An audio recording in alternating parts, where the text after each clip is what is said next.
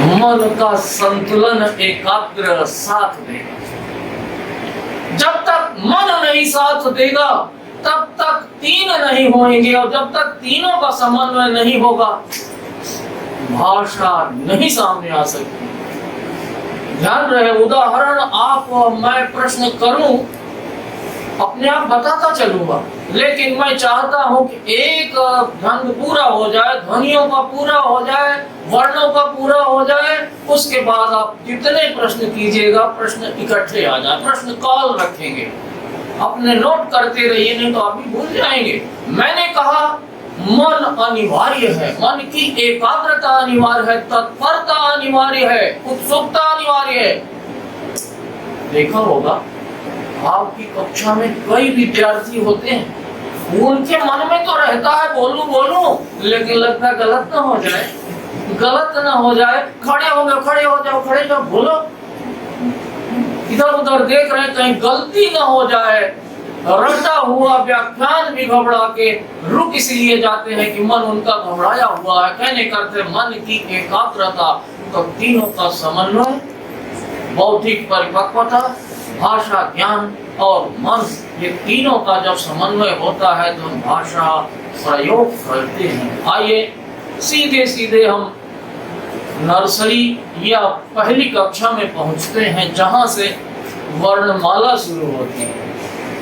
वर्णमाला में जल्दी कह गया, पहली इकाई तो ध्वनि थी, उसके बाद वर्ण आती है। तो प्रश्न आता है कि फिर ध्वनि वर्ण में अंतर क्या है? उच्चरित लघुतम इकाई ध्वनि है, लेकिन जब वो लिपिबद्ध हो जाएगा तो वो वर्ण होता है। ध्यान रहे, यदि कोई विद्यार्थी प्रश्न करता है तो आप उत्तर दीजिए, इसीलिए वर्णमाला कहते हैं। अल्फाबेट की हिंदी वर्णमाला है, वर्णों की माला है, जिसमें हर एक कड़ी जो है वर्ण है, इसलिए समग्र रूप से वर्णमाला है। भूलेगा नहीं, क्योंकि वर्णमाला तो पढ़ता ही है। तो ध्वनि के बाद वर्ण का स्थान आता है। आइए अब वर्ण और ध्वनि को साथ लेके चर्चा करें। बैठाइए। हमारी भाषा यानी हिंदी, उसकी व्यवस्था कैसी है? ध्यान रहे, भाषा अपने परिवेश के संस्कारों को लेके चलती है। भारतीय संस्कार हिंदी में पूरी तरह दिखाई देगा। भारत का संस्कार क्या है? मातृ प्रधान है। कैसे? आप सीता राम बोलिए, अच्छा लगेगा, लेकिन राम सीता करके किसी को नमस्ते कर लीजिए, कहेंगे हो। राधा कृष्ण कह लीजिए, बहुत अच्छा लगेगा, लेकिन कृष्ण राधा कह के तो देखिए, आप स्वयं उत्तर मिलेगा अंदर से, संस्कार से हट नहीं, सभ्यता से भी गए। ये कहने का अर्थ है, मैं कहना क्या चाह रहा हूं? मैं कहना चाहता हूं आपकी वर्णमाला में, आपकी ध्वनि व्यवस्था में सबसे पहले स्वरों को रखा गया। ये प्रमाण है, सारा आ से लेकर औ तक स्वरों की व्यवस्था की गई है। अब हम स्वरों की पहले चर्चा करेंगे, व्यंजनों की बात नहीं करेंगे। आप प्रश्न बनाते रहिएगा जहां लगता है। क्यों? कोशिश करूंगा बताता चलूं, नहीं यदि होता है या नहीं समझ में आता उस समय प्रश्न। ध्यान रहे, हमारे स्वरों की जो व्यवस्था है कैसी?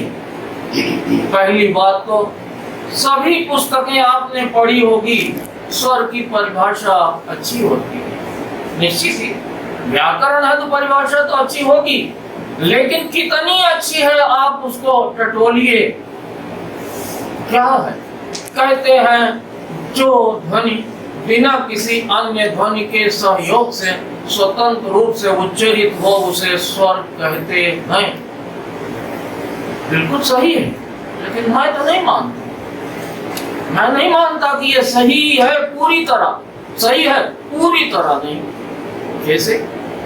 आप बता दीजिए, बच्चा भूले ही नहीं है, ऐसी परिभाषा दीजिए ना, तो वो है व्यवहारिक व्याकरण, उसी का नाम भाषा विज्ञान होता है। व्याकरण और भाषा विज्ञान में अंतर यही है, वो सिद्धांत सिद्धांत पर चलता है, भाषा विज्ञान व्यवहार से चलता है। आइए स्वर की परिभाषा पहले करिए। बिल्कुल ठीक है कि बिना किसी अन्य ध्वनि के सहयोग के उच्चरित हो। नंबर 2, अबाधित रूप से, यानी हवा निकलेगी और वह मुंह में कहीं रुकेगी नहीं, सीधे आती है बाहर, अबाधित है। अभी नहीं बच्चा समझ पाएगा। जितनी देर हमारी शक्ति है बोलते रहेंगे वही ध्वनि रहेगी, बदलेगी नहीं। ये सबसे बड़ी पहचान है। आप सोचेंगे ये क्या कह रहे, जितनी देर ताकत को हम चिल्ला रहे बुला रहे किसी को नहीं। मैं बोलता हूँ एक ध्वनि है, ये ह्रस्व है।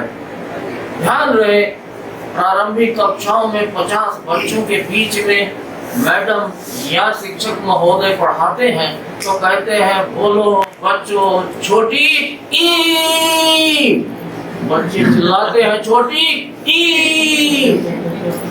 क्या सीखेंगे, कैसे सीखेंगे? और धीरे बोले तो उनकी समस्या है, तो बच्चा समझ ही नहीं पाएगा। हल करने का रास्ता क्या है? मैं बोलता हूँ कि जितनी देर बोलना है बोलो, वही ध्वनि रहेगी, वही ध्वनि मैं बोलता हूँ।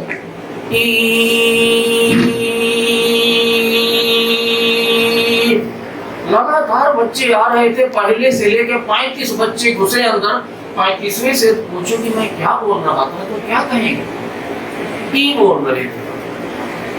पहले ने भी कहा, बीच में सब कहेंगे वही ध्वनि है, बदली नहीं। ये असली पहचान है। बुलवाओ ना जोर से, अपने आप पहचान जाएंगे। तो पहचान है कि जितनी देर चाहे बोले वो बदलेगी नहीं। यही भारतीय संस्कृति की यही पहचान है। महिला की तो यही पहचान है कि दया माया ममता सहिष्णुता उदारता ढूंढनी है तो उस धरातल पर ढूंढिए जो बच्चे को जन्म देकर अपने खून को दूध के माध्यम से बड़ा करती है, आशा लगाती है कि ये मेरा वटवृक्ष बनेगा। तो वो स्वर है हमारे। किसी भी स्वर को बोल के देख लीजिए यही है। लेकिन दिन तो बता दिया, जब तक रात नहीं जानेंगे तब तक दिन का पता नहीं लगता, ये निश्चित है। आइए व्यंजन भी पहले जान लें, नहीं तो संकट हो जाएगा। व्यंजन की परिभाषा, फिर उसके बाद अगली बात। व्यंजन क्या है? जो बिना स्वर के सहयोग के, नंबर 1, बोली जाए न जा सके। जो बिना स्वर के, या दूसरे ढंग से कि जो ध्वनि स्वरों के सहयोग से उच्चरित हो। बिल्कुल सही है, लेकिन वो बाधित भी है।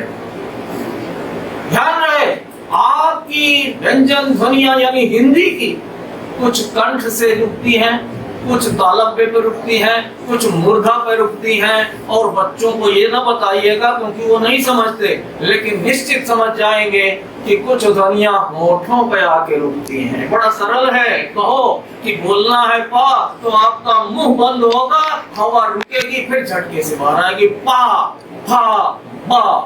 बच्चे जरूर समझ जाएगा कि यह बाधित है। तो कहने का अर्थ है बाधित है। नंबर 2। नंबर 3, क्षणिक उच्चारण होता है। एक क्षण उच्चारण के बाद गायब।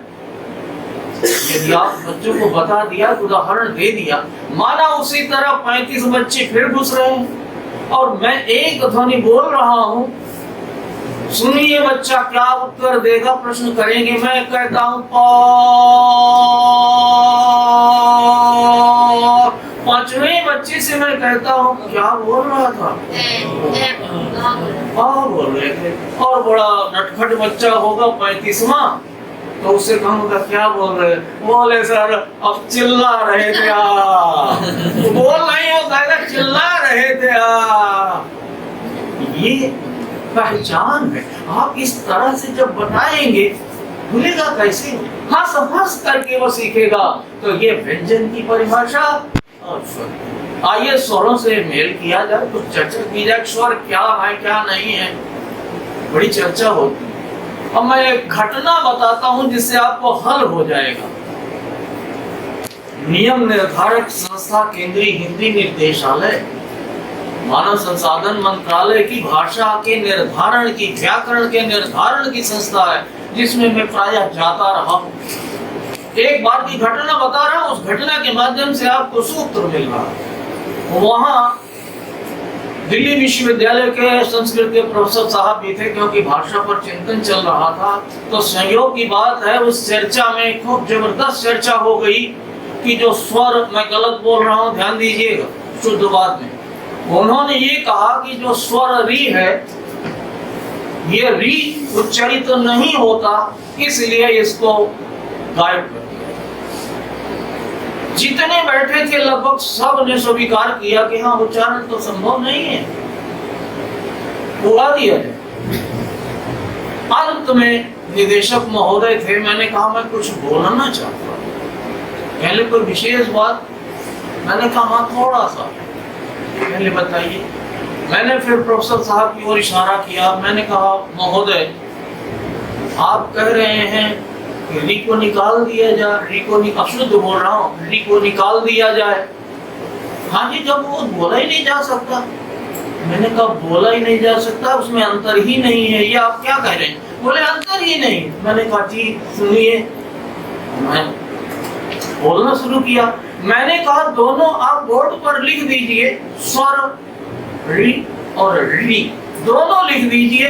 अनपढ़ से पूछिए कि दोनों ये अलग हैं या एक हैं, अनपढ़ भी कहेगा बिल्कुल अलग। मैंने एक बात तो देखा ना, दृश्य, भाषा का दृश्य रूप भी होता है, वो दृश्य रूप अलग कर रहा है अनपढ़ भी को भी। तो कहते नहीं, उच्चारण तो बिल्कुल अलग है, अब बिल्कुल एक हो गया है दोनों। मैंने कहा जी सुनिए, फिर आइए बताइए कि जो व्यंजन के साथ रा में ई की मात्रा लगी, इसमें मूल क्या है? बोले रा। मैंने रा की प्रवृत्ति तो उसमें होगी ना? बोले होगी। मैंने कहा रा बोल के सुना दीजिए। कहते हैं रा। मैंने कहा नहीं, जोर से बोलना है जिससे उसकी प्रवृत्ति जाए, ये न डरिए कि दीर्घ बोल रहे हैं, हर्ष बोल रहे हैं। बोले रा। मैंने बिल्कुल सही नहीं बोल रहे हैं, मैं बोलता हूँ। मैंने बोलकर सुनाया, ये संदर्भ दे रहा हूँ। मैंने कहा रा, रा, 2 बार जोर से चिल्ला दिया। मैंने कहा इस ध्वनि का नाम है प्रकंपित ध्वनि। जब तक जीभ कंपन नहीं करेगी उच्चारण नहीं हो सकता। इसके बाद इकार आए। पहली बात तो केवल स्वर है, और ये जो है एक क्या है, व्यंजन सहित स्वर जुड़ा हुआ, उसकी मात्रा जुड़ी है सैद्धांतिक लेखन में। अब रही बात उच्चारण की, वो भी सुन लीजिए। यदि कंपन करूंगा तो उसमें इकार कंपन के बाद आएगा री, री, री। जोर से बोल रहा हूं इसलिए आवाज आपको सुनाई देगी, री, री है। लेकिन जब आप स्वर बोलेंगे तो ये ताल में जीभ जाके चिपक जाएगी, हिलेगी नहीं, और हवा निकल कर बाहर आएगी। ऋषि, ऋषि, ऋषि। जितनी मर्जी जोर से बोलिए, जीभ नहीं हिलेगी, तभी शुद्ध है। ऋषि, ऋषि। बोलता रहो, कहाँ हिल रही है? तो आप प्रयास करेंगे तो दोनों में अंतर है। अंत में निर्णय हुआ कि नहीं, ये रहेगा स्वर 11 ही, ये मानक रूप 11 है।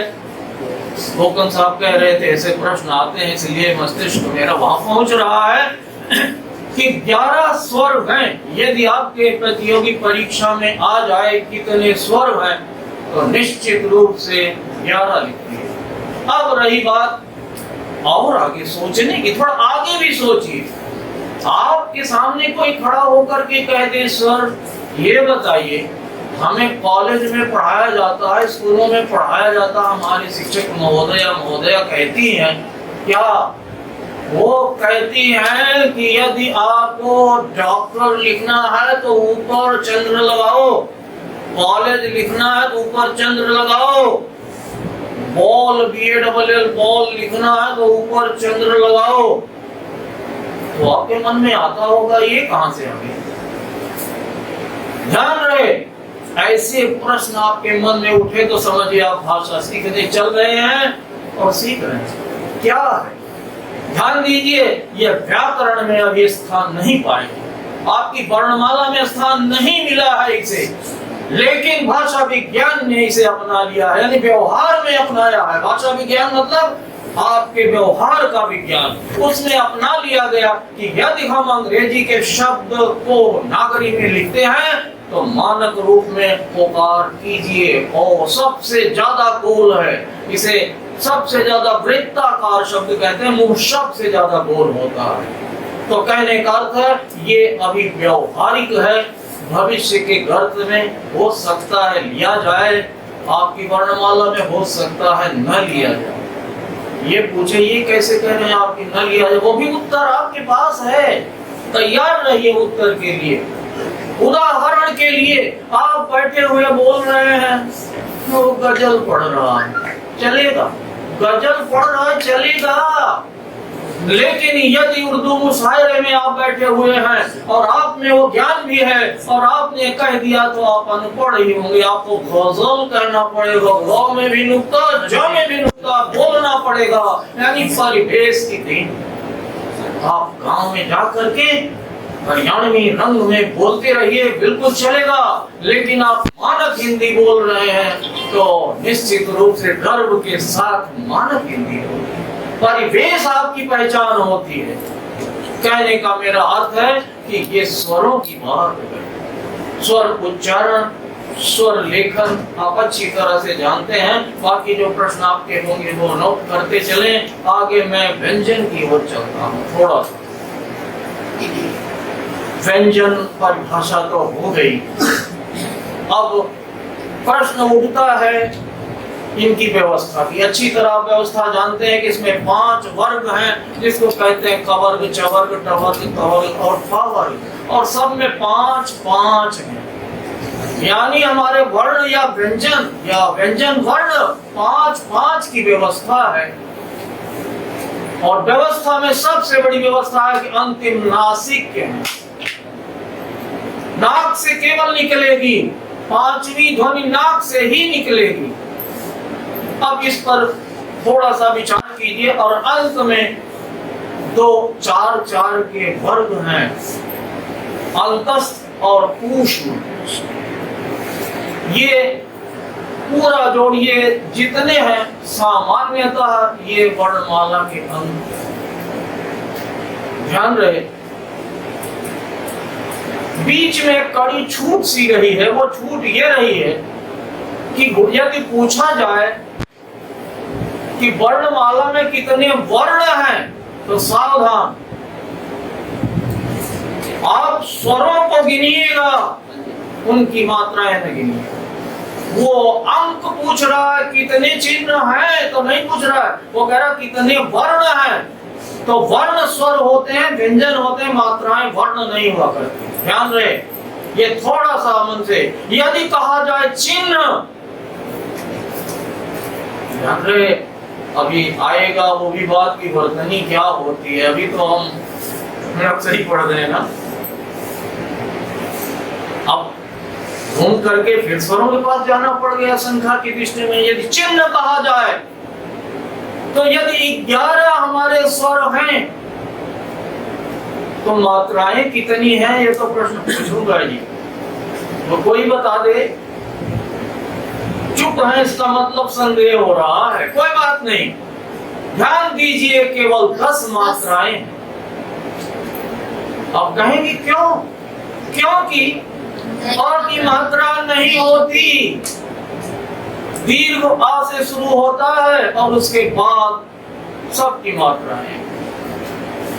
क्यों नहीं होती, ये प्रश्न आपके मन में आए तो पहले बता दो, क्योंकि यह हर व्यंजन के साथ लगे होते हैं। मात्रा क्यों लगाएंगे? क लिखना है तो आप बताते हैं का जमा का बराबर का के। बोलेंगे तो भी, लिखेंगे तो भी, वो साथ ऐसे उसकी मात्रा नहीं बनाई गई, वो सदा विद्यमान होती है। तो अभी तो मैं कह रहा हूँ स्वरों का महत्व तो बहुत है। हमारी मातृशक्ति के समान स्वर अपने व्यंजनों के साथ जुड़कर उनको ताकत देते हैं। उसके बिना कैसे व्यंजन रहेगा? ये है संस्कार हमारी भाषा का, वहां जुड़ती है, उसके बाद व्यंजन का अस्तित्व सामने है। आइए व्यंजन के साथ चलें। तो मात्राएं आपकी हुई मात्राओं पर आप प्रश्न कीजिए तो बताऊंगा। बहुत लोग कहते हैं कि हिंदी की मात्राएं सबसे खतरनाक है। तो मेरे मन में आता है क्या तलवार लेके आती है या भाला लेके आती है? नहीं, वो कहते हैं कोई आगे कोई पीछे, कोई नीचे, कोई ऊपर बीच में, ये भाषण करता है। एक नियम तो होना चाहिए। चलिए वो बाद में बात कर लेंगे, अभी व्यंजन की साथ दोस्ती की जाए। आइए व्यंजन की बात की जाए तो ये प्रश्न आपके सामने आता है, कितनी हुई, यानी वर्ण कितने और चिन्ह कितने। ध्यान रहे, सावधान रहिए, वहां पर 10 चिन्ह बढ़ जाएंगे लेकिन ये नहीं बढ़े। कहने का अर्थ है कि आपके 25 और 33 हो जाते हैं, 2 4 4 के 8, 33 व्यंजन ये माने गए। अब एक दो बात व्यंजनों की बहुत जरूरी करनी है। यदि आपसे कहा जाए या किसी से कहा जाए या कोई कहे कि मुझे हिंदी तो बहुत आती है, क्यों बेकार ये कर रहे हो, मैं तो 2 महीने में PhD थीसिस लिख सकता हूँ। लिख सकते हो भाई। उनसे एक प्रश्न कीजिए, देखिए आत्मविश्वास और आत्मसम्मान दोनों को कभी छोड़िए नहीं। ऐसा कहने वाले को उत्तर दीजिए, आपको आती है?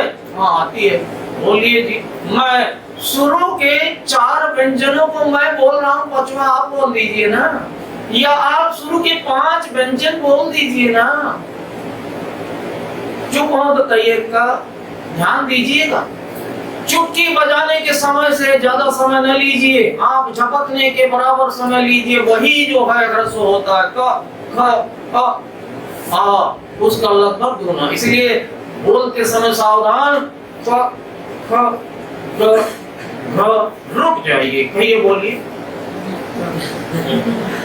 सोच लीजिए, आप स्वयं सोच लीजिए।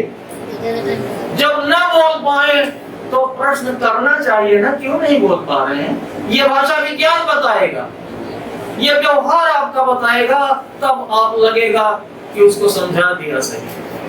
अब मैं बता देता हूं क्यों नहीं बोल, क्योंकि आप इसका प्रयोग कभी भी पूरे रूप में करते ही नहीं है। संस्कृत में होता है, हिंदी में कहीं नहीं होता, और होता भी है तो आधा होता है। अंक लिखना है तो आधा आएगा, और आधा लिखते भी नहीं, उसके लिए अनुस्वार बिंदी लगाते। ये कैसे हुआ? जैसे कोई महिला, अब पता नहीं हिंदू है, क्रिश्चियन है, क्या है, उसके ऊपर बुर्का डाल दिया जाए और कहा जाए पहचानो कौन है, कैसे पहचानेगा? वो तो उसका चप्पल भी नहीं दिखाई दे रहा है, यूं झांको कुछ नहीं मिला। तो वो जो अनुस्वार बिंदी है, इस तरह जब प्रयोग होगा तो कैसे हम पहचानेंगे? इसीलिए हमें उच्चारण भी भूल गया। ये गए उसका क्यों, लेकिन इसका मतलब नहीं उच्चारण है नहीं, सीखना पड़ेगा आपको। तो मैं तरीका बता देता हूँ, आप एक ही बार में सीख जाएंगे। बच्चे सीख लेते हैं, आप तो परिपक्व हैं। ध्यान दीजिए, कोई एक शब्द चुनिए जिसमें वह अनुस्वार लगा हो। माना आपने कहा अंग, कोई भी चुन लीजिए, अंग तो गा है, इसका मतलब कवर का 5वां ही गया हुआ है, और आधार बना है अनुस्वार बिंदी। तो क्या करें, कैसे सीखें?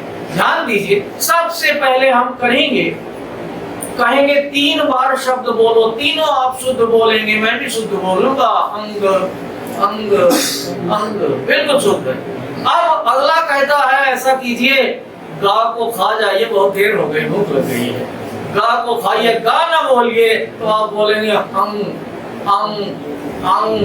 3 बार बोलिए, अगले से पूछिए क्या कुछ गा सुन रही है? सुना आपने मुझसे? अंग अंग गा तो नहीं सुन रहे होंगे ना? नहीं सुनाई दे रहा, कहेंगे हाँ नहीं, तो पक्के हो जाओ कि हाँ अब गा मैंने खा लिया। अब 3 बार बोलेंगे अंग अंग अंग। उसके बाद और भूख लगी तो आपको भी खा जाएंगे, लेकिन इसमें थोड़ा परिश्रम करना पड़ेगा। 3 बार बोल करके भले ही ना बोल पाए, और तरीका बताएंगे। तो करेंगे क्या? कहेंगे अंग अंग अंग यहाँ से निकल रही है हवा, यहाँ से, और सीधे आ रही है। तो क्या करेंगे? अब ये भी नहीं हो पा रहा है, बच्चे को समझाना है तो कहिए अंग्रेजी या हिंदी में कहो, बोलने के लिए तैयार हो जाओ, अंग अंग 3 बार करके तैयार हो, मुट्ठी बांधो, मुट्ठी मारना है, अगले को नहीं। अपने बोले अंग अंग नहीं बोल पा रहा हूँ, जब ये मुंह निकलता है तो गले से ही निकलती है आवाज, और कहीं से नहीं निकलती, अपने आप सही हो जाएगा और आप कहेंगे का का गा गा का का गा गा। ये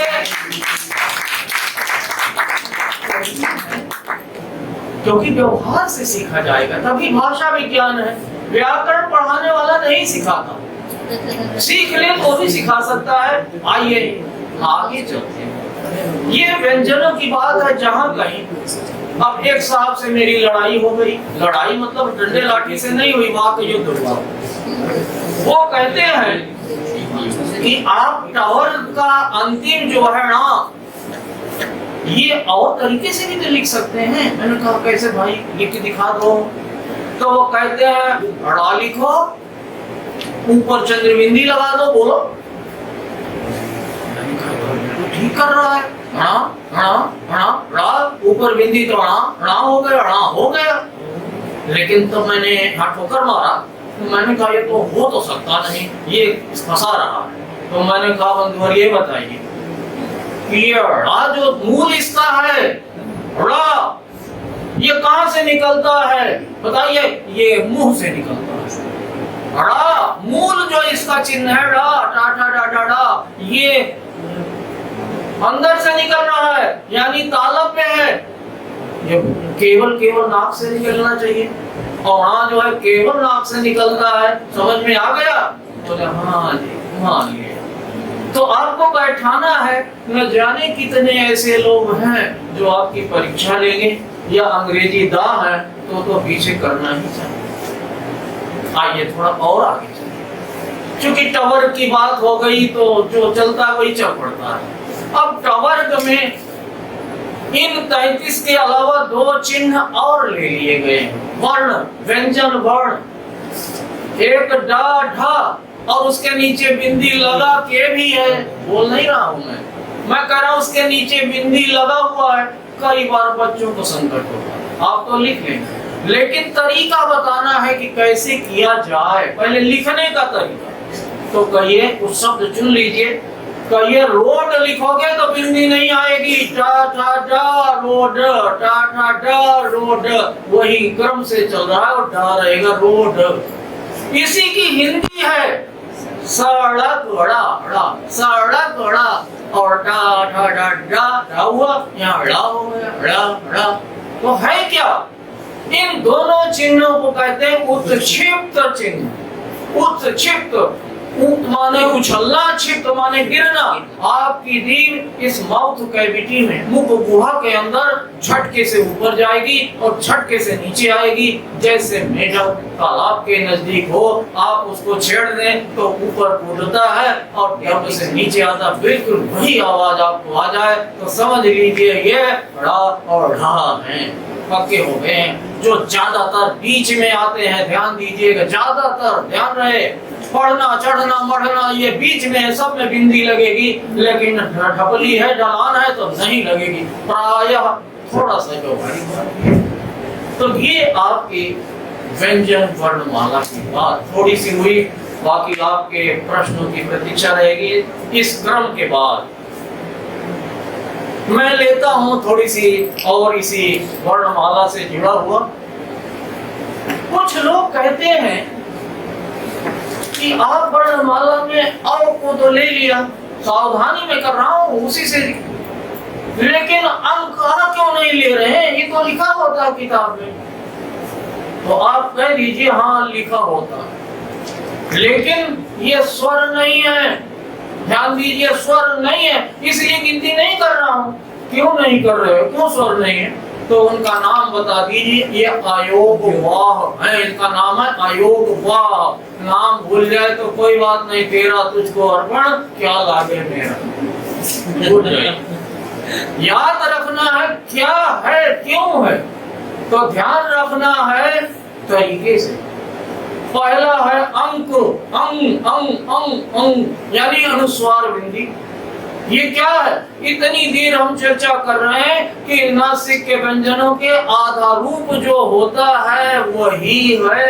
यह वास्तव में नासिक के व्यंजन का ही चिन्ह है। तो जो नासिक के व्यंजन का चिन्ह होगा वो स्वर कैसे होगा? न ये स्वर के साथ रख दिया, व्यंजन है इसीलिए इसका नाम है अयोगवाद। इसके साथ रहेगा उसका साथ देगा ही नहीं। तो हम स्वर में कैसे रखें? व्यंजन में रख ही नहीं। अब रही बात आह, बहुत जरूरी है, ध्यान रहे। संस्कृत में इन दोनों का महत्व बहुत ज्यादा है, लेकिन यहाँ तो संकट है। बहुत विरल स्थान पर विसर्ग का प्रयोग किया जाता है, लेकिन सावधान रहना है।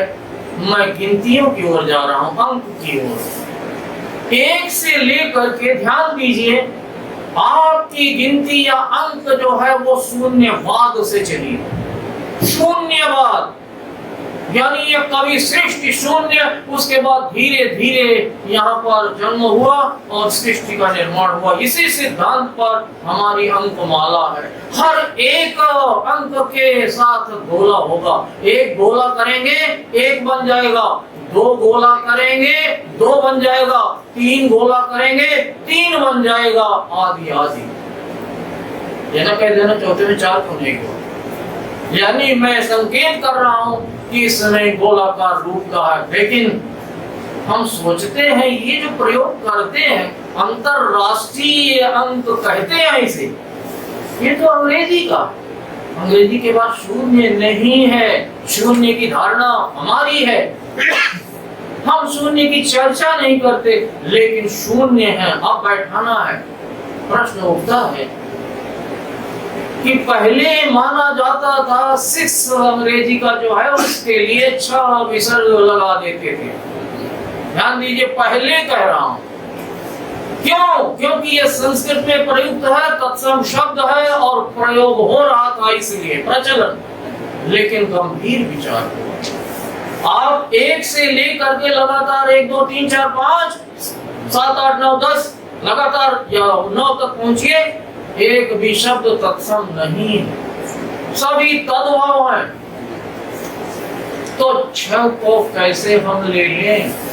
एक व्यवस्था तो बन जाएगी कि सब तत्सम नहीं है, सब तद्भाव है।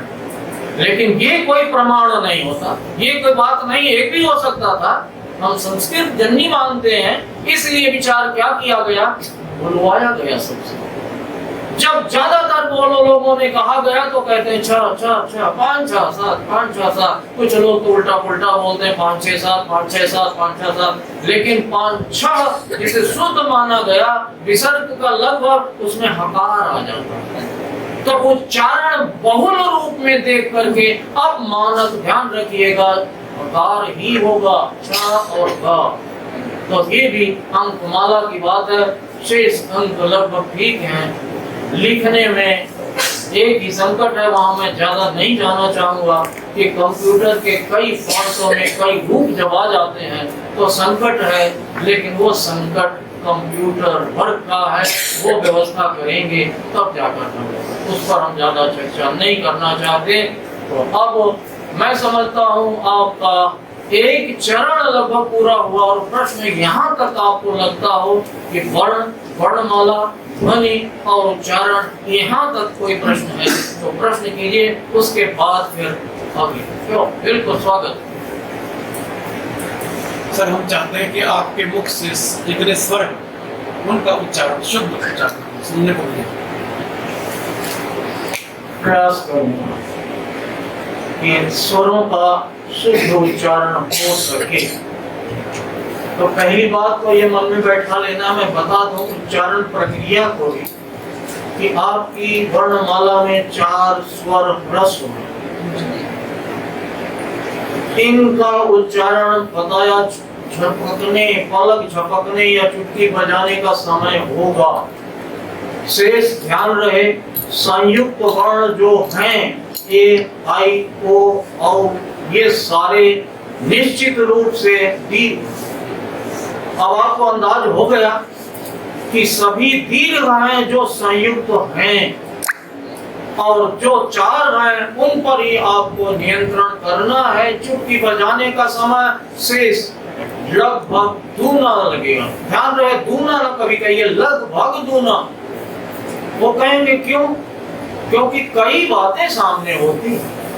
आपका मन कैसा है उच्चारण के समय बहुत काम करेगा। आपके मुखांगों की रचना कैसी है, किसी की जीभ, किसी की दांत, किसी का कुछ, बिल्कुल अंतर होगा। निश्चित सूक्ष्म समानता नहीं हो सकती। इसलिए मैं कहता हूँ सदा प्रयोग कीजिए लगभग। मैं प्रयोग करता हूँ, धीरे धीरे चलता हूँ, चारों पर नजर रखिएगा। आ ई ओ री, ए आई ओ औ। लगभग दूना समय लेना।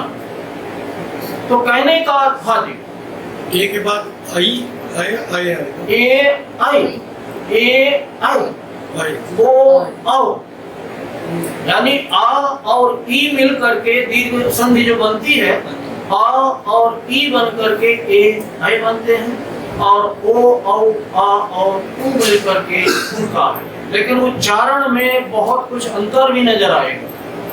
हाँ, आई को हम ए तो नहीं बोल सकते। आए नहीं। ध्यान रहे, ये स्वतंत्र उच्चारण का अभ्यास है। लेकिन जब शब्दों में ये भी ध्यान रखना है, हम शब्दों में जब प्रयोग करते हैं तो पड़ोस वाले चिन्हों का असर उन पर नजर आएगा। नंबर 1। नंबर 2, आपकी त्वरा के कारण भी असर आएगा। अभी वर्तनी लेंगे तो वहां फिर हम उसे अलग देंगे, क्योंकि अभी केवल हम स्वतंत्र उच्चारण कर रहे हैं। तो ये भी सावधान रखना है कि हम प्रयोग कहाँ कर रहे हैं, किस वर्ण के साथ कर रहे हैं। ये बहुत अंतर होता है प्रयोग में, ये रूप रहे बहुत कठिन। और किसी का प्रश्न, स्वर, व्यंजन, ध्वनि। हाँ जी, पहले हाँ आपको ही कह रहा था, पीडी सर आप नाम बता दीजिए, अच्छा लगेगा। माननीय महोदय जी, सर्वप्रथम हमारा साक्षात दंडवत प्रणाम स्वीकार कीजिए।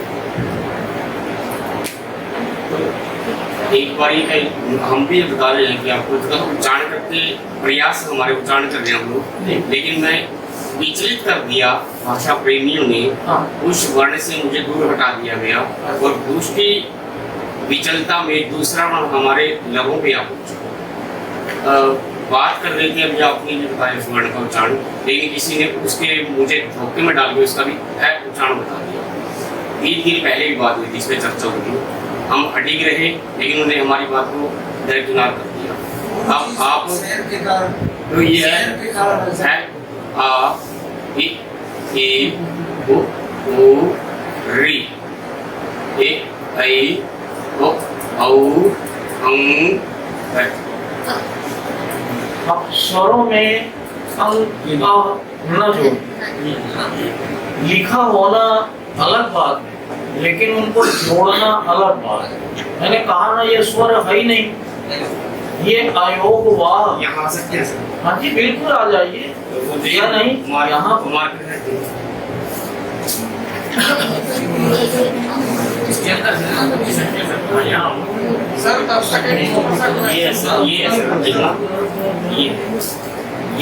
ये वर्ण इसे ये बताया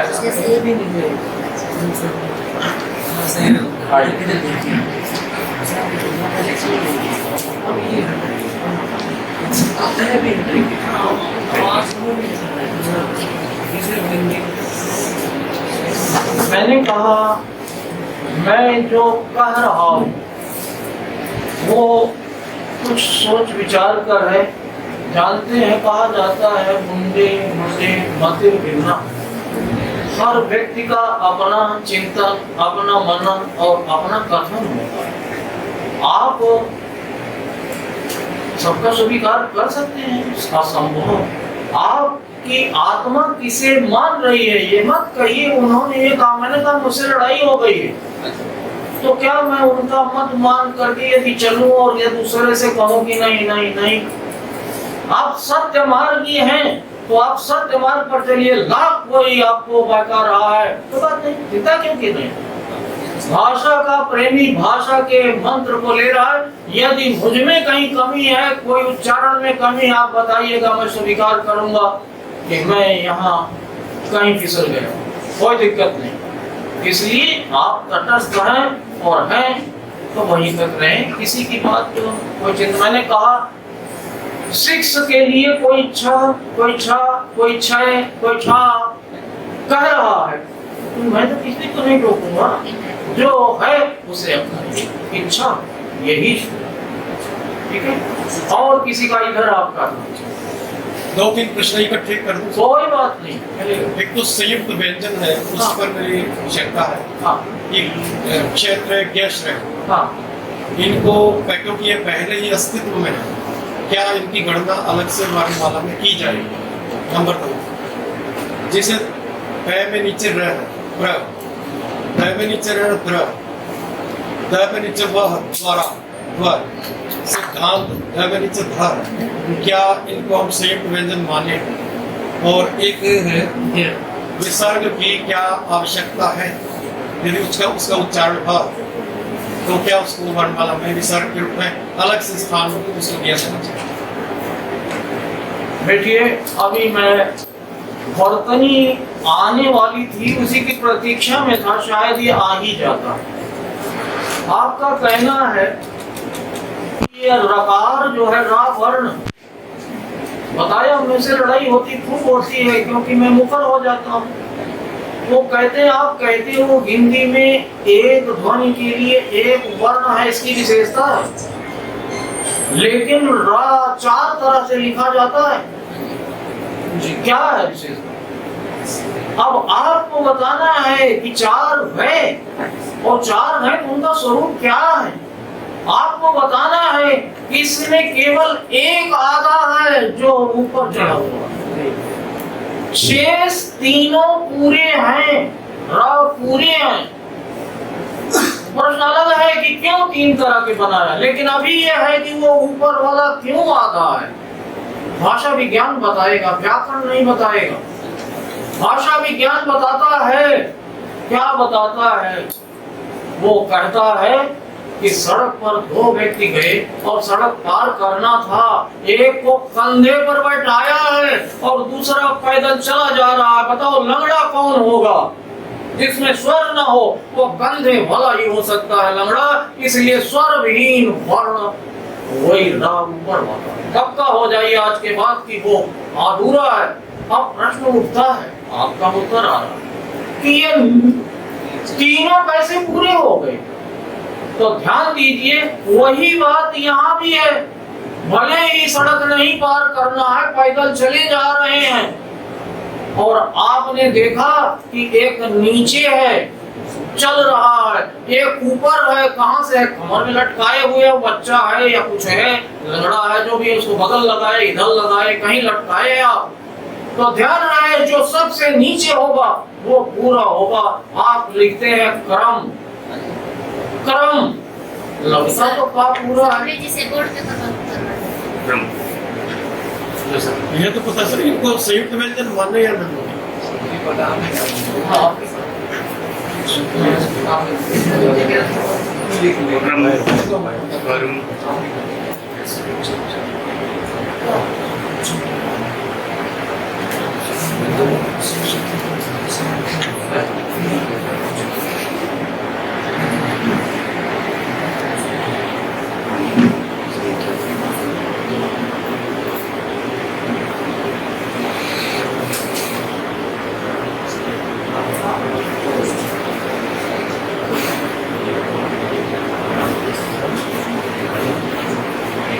आपका उच्चारण बता रहा होगा और लेखन बता रहा होगा कि कौन पूरा है कौन आधा है।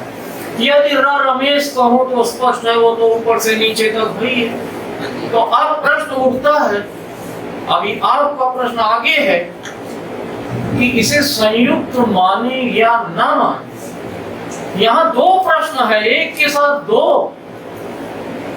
संयुक्त तो निश्चित है, कोई शंका नहीं, लेकिन वर्णमाला में उसे नहीं रखा गया। प्रश्न आता है क्यों नहीं रखा? जब ये हो गए, यही नहीं अनगिनत ऐसे शब्द हैं जिनमें दो वर्णों का योग है, क्यों नहीं रखा? तो प्रश्न के साथ उत्तर लगा हुआ है, कोई कारण तो है। यदि 3 और 4 को आपने चयन किया है और विद्वानों ने चयन किया, परंपरा से चयन किया, लोगों ने स्वीकार कर लिया। सबसे बड़ी चीज होती है भाषा की स्वीकृति। किसी को भी लिखना होगा तो मेरी समझ से कक्षा यही लिखेगा, पत्र यही लिखेगा। अब क्यों ऐसा चयन किया गया, वो भी उत्तर सुनिए। क्या माना हमने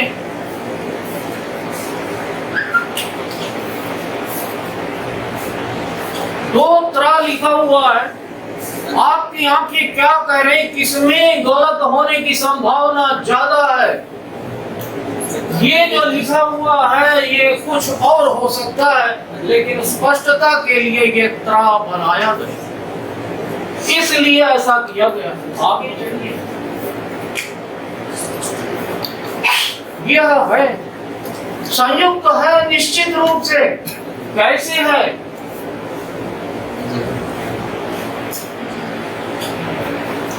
इसको लिखिए, बिल्कुल सही लिखा हुआ है, लेकिन आप लिखते क्यों नहीं? ये टटोलिए तो।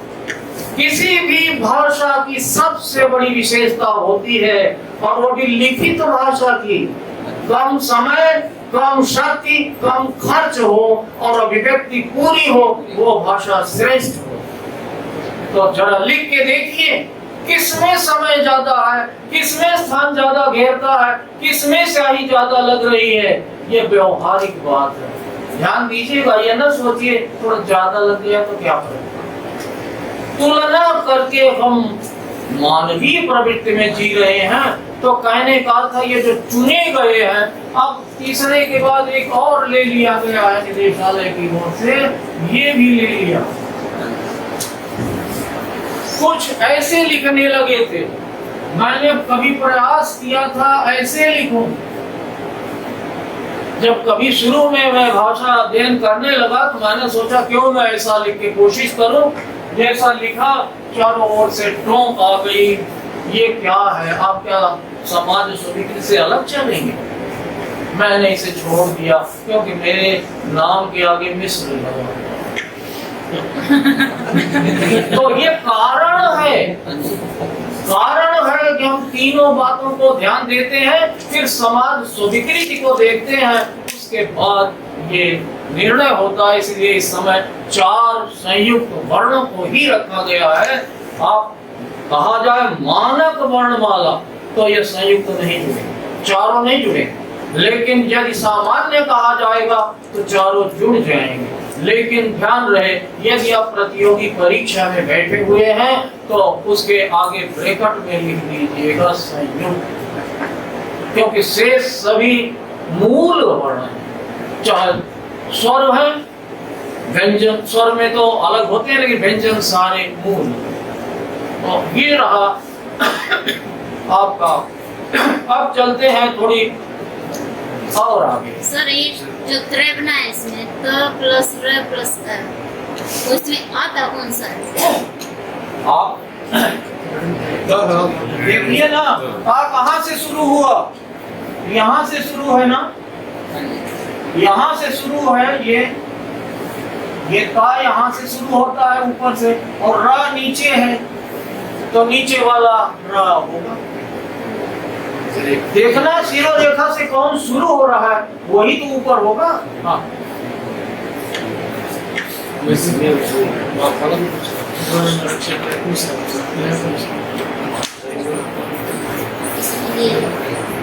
ये पूरा नहीं।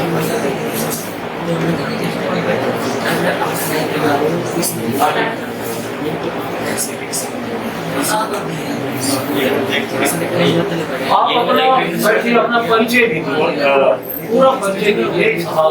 मेरा नाम वीरेंद्र सिंह है। मेरा पद है खंड संसाधन व्यक्ति हिंदी, खंड बराड़ा, जिला अम्बाला से मैं संबंध रखता हूं। बैठिए, बहुत अच्छी बात।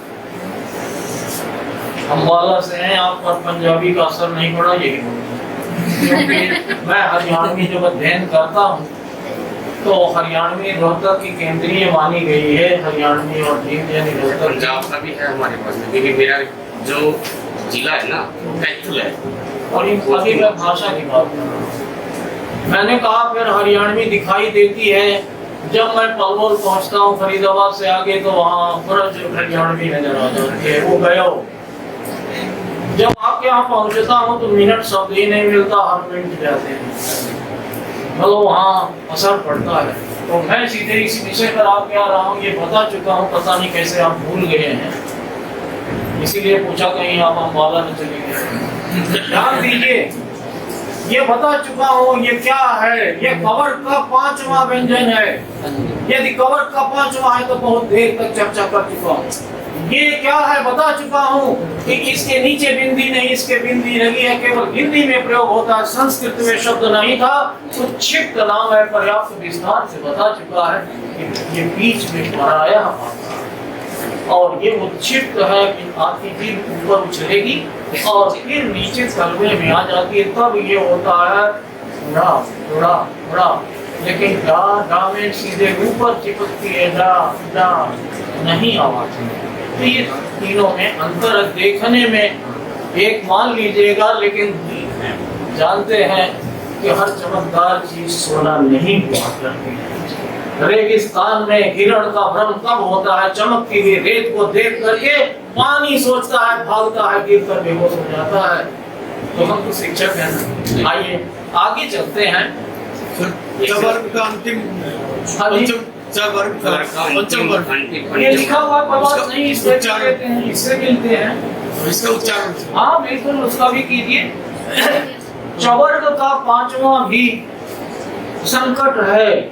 कैसे संकट है, लेकिन उच्चारण तो संभव है। बिल्कुल वही प्रक्रिया अपनाइए, मैं सीधे नहीं बताना चाहता। सबसे पहले सोचिए कि ये वर्ग चवर्ग जो है कहाँ से बोला जाता है। चवर्ग का नाम है तालव्य। चा छा जाता जो भी बोला जाएगा ताल में चिपकेगी जीभ। तो अब तो बहुत सरल हो गया कि कवर्ग में गले से निकल करके हवा आई थी तो नासिक के बोला यहाँ से निकाल रहे थे। अब ताल में पहुंचाना है, जीभ ताल में चिपकाना है, और जब बोलेंगे तो अपने आप आएगा। आप बोलिए, किसी का नाम बैठा लीजिए, मंजू। मंजू हिंदी लगाते हैं तो मंजू, आप जा न बोलिएगा, मंजू न बोलिए तो आएगा मन मन मन। जीभ गई चिपकेगी, जरूर चिपकेगी, और उसके बाद माँ को निकल जाइए तो मन मन मंजू। यानी दांत के ऊपर जीभ जो है उसके बगल से आपके तलवे में जाए ऊपर जाएगी, और उसके बाद मूर्धा से आवाज निकल कर आएगी, तो वो होगी तालव्य ध्वनि। ताल से तालव। और कोई जैसे हम स्वयं लिखते हैं, स्वयं जो य के ऊपर अंकी बिंदी आई है वहाँ पे मैं भी लिख के आधा कर देते हैं। जो हम स्वयं वो लिखते हैं, अगर वहाँ पे माँ आधा लगा दे इससे पहले तो वहाँ काम चल सकता है। सिर्फ वहाँ पे चला रहे हैं, अपना नियम है। पहले अब पहुँच जाऊंगा वहाँ भी। वास्तव में आप वर्तनी पर पहुंच गए, मैं अभी व्यंजन और स्वर व्यंजन में था, इसलिए संकट हो रहा है। तो इसलिए मैंने कहा कि आप अभी वर्तनी में आइए। वर्तनी जब शुरू करूँगा वर्तनी में आइए। हाँ, शब्दों की रचना को ही वर्तनी कहते हैं। शब्द में हाँ पहले आप। नमस्कार। के नीचे जो बिंदी हमने लगाई, पहला तो प्रश्न ये नुक्ता है या और बिंदी है? नुक्ता शब्द के हिंदी का है, उर्दू का है, तो पक्का है कि उर्दू में लगता है जी, हिंदी में नहीं लगता जी। आदरणीय एक प्रश्न और है, हाँ। वर्ण और अक्षर में क्या भेद? हाँ, ये बहुत सुंदर प्रश्न, बहुत सुंदर प्रश्न है। आप लोग पूछते शायद ये रह जाता। देखिए, जब गंभीर चिंतन करते हैं तो गंभीर चिंतन में बैठा लीजिए कि हमारे चिंतन में सबसे पहले आता है ध्वनि, ध्वनि के बाद वर्ण, और वर्ण के बाद ही अक्षर आता है। प्रायः चलती भाषा में हम कहते हैं एक अक्षर लिखो, तो का लिख देगा तो भी एक अक्षर है, उसने राम लिख दिया तो भी एक अक्षर है। अब सोचो ना कि वो जो लिख रहा है क्या दोनों सही हैं? वैज्ञानिक रूप से दोनों सही हैं, दोनों सही है। का भी अक्षर है, राम भी अक्षर है, क्योंकि आप पहचान आपको हो गई इसलिए कह रहे हैं, डट के कह रहे हैं। क्या है पहचान? अक्षर का पहले अर्थ लगाया जाता था आ माने नहीं, क्षर माने क्षरण हो टुकड़ों में न बांटे, लेकिन भूल जाते हैं कि अब उच्चारण इकाई है, लिखित इकाई नहीं है। ध्यान दीजिए, उच्चारित इकाई है, मतलब आपके उच्चारण में जितनी बार मुंह खुलता है और बंद होता है वह अक्षर होता है एक। अब मैं बोलता हूँ, अपने आप पहले समझ जाएंगे फिर और विस्तार दूंगा। माना मैं बोलता हूँ, वैसे मुंह देखना बहुत खराब बात है, लेकिन अब आपको देखना पड़ेगा मेरा मुंह। मैं बोलूँगा मेरा मुंह कितनी बार खुलता है? का का का थोड़ा खुला या ज्यादा वो नहीं माने रखता। का एक ही बार खुल रहा है ना दोनों में, इसका मतलब दोनों अक्षर हैं। अब मैं बोल रहा हूँ राम, राम कितनी बार खुला? एक ही बार तो खुला, इसका मतलब वैज्ञानिक ढंग से एक ही अक्षर है। बात वही है कि जितनी बार फेफड़े से आपकी हवा का प्रवाह हो उतने अक्षर, जितनी बार आपका मुंह खुले उतने अक्षर। ये बैठाना है, जितनी बार आपके सीने पर डायाफ्राम की हड्डियां ऊपर नीचे आती हैं, कोई परिभाषा अपना लीजिए, उतने अक्षर। आप बोलिए बड़े से बड़ा शब्द आएगा, लिखिएगा स्वास्थ्य, स्वास्थ्य यूं करके चिपक गया, क्योंकि एक बीच में वा की आ की मात्रा है, बस स्वास्थ्य। स्व आधा सा, वा पे आ की मात्रा आधा था, और या सा और या भी अलग हो जाता है, एक ही अक्षर। तो कहने का अर्थ है अक्षर बोलने में जो मर्जी कह दीजिए, अक्षर शब्द को कह दीजिए, पद को कह दीजिए, समानांतर लिख रहे हैं, समाचार लिख रहे हैं, कई कई अक्षर हैं। समाचार अपने आप दिखाई दे रहा है कि 3 अक्षर आगे, 3 बार मुंह खुला, लेकिन कह दीजिए कोई बात नहीं, वो चलती भाषा में। लेकिन जब भाषा विज्ञान और व्याकरण अध्ययन करेंगे तो मुंह खोलने की प्रवृत्ति देखनी पड़ेगी। आइए थोड़ी अब हम वर्तनी की ओर चलते हैं।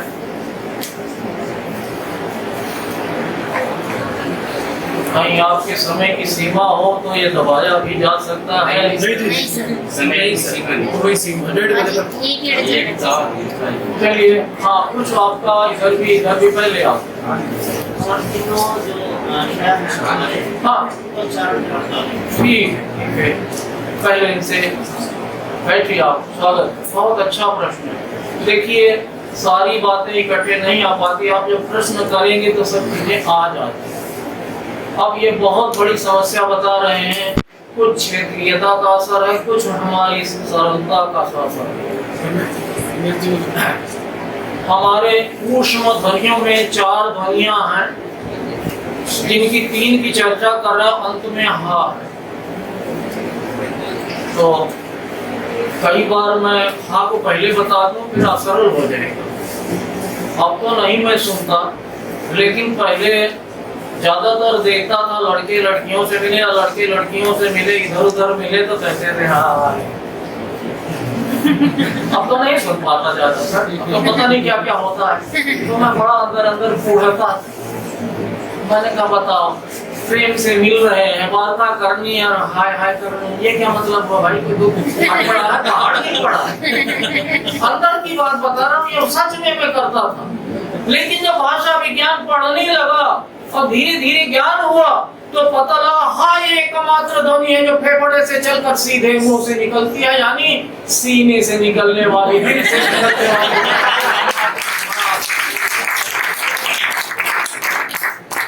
अब आसान हो जाएगा, जो है आसान हो जाएगा। देखिए यथार्थ से जुड़ करके हम भाषा सीखेंगे तो बहुत कुछ सीखेंगे। अब वर्तनी में बहुत कुछ आएगा, व्यवहार। अब आप कह रहे हैं, अभी तो वर्णमाला पर है, आपने कहा 3 शाह है। पहली बात तो ये है, उनको लिखते हुए ध्यान रखना, उनका नाम ध्यान रखिए। सबसे पहली जो ध्वनि होगी वो तालव्य होगी। बाद में उच्चारण भी करते हैं, लेकिन तालव्य होगी जो दो की तरह लिख करके करते हैं। फिर उसके बाद बच्चे उसे कहते हैं दूसरी के पेट फटा सा होगी, यानी पा लिख कर पेट फाड़ देते हैं, इसलिए बच्चे कहीं कहीं सुनता हूँ पेट फटा सा। लेकिन वो कौन सी है? मूर्धन्य है, वो मूर्धन्य। अभी उच्चारण उसका भी नहीं करना। तीसरी है दंत्य।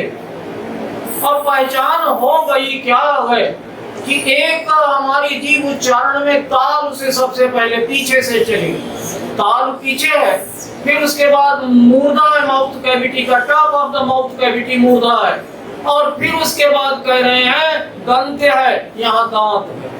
तो अब तरीका तो ये है कि यहाँ तालब इसीलिए आगे रखा गया, फिर मूर्धा रखा गया, फिर दंत रखा गया, क्रम ये रखा है। अब उच्चारण देखिए, जीभ से सावधान कीजिए। जब वो आपके ताल में जाएगी और वहां चिपकेगी तो आप जंगल का शेर कहेंगे, शेर। वहां जाएगी शेर, शेर। शा शा शा शा जब भी आएगा तालब में तो पीछे जाएगी, चिपक जाएगी, पूरी तरह चिपका दीजिए। शेर, जितना खींच सके पीछे खींच के आगे पीछे, शेर बिल्कुल शुद्ध होगा तालब। लेकिन ध्यान रहे, सबसे जटिल है मूर्धन्य कहना। क्यों? क्योंकि हम जानते ही नहीं सबसे कैसे भी उच्चारण करते ही नहीं प्राय, आंचलिक में भी नहीं, वैसे भी नहीं। तो करना क्या है? आपको अपनी जीभ को खींचना है, आगे के भाग को नीचे और पीछे के भाग को नीचे, बीच के भाग को ले जाकर ऊपर टच करना है, छुआना है। किसको? मूर्धा को बिल्कुल बीच में। ताकत लगेगी निश्चित रूप से, दो एक बार प्रयास करेंगे तब कहेंगे कोई शब्द बोलिएगा उसके बाद षट्कोण।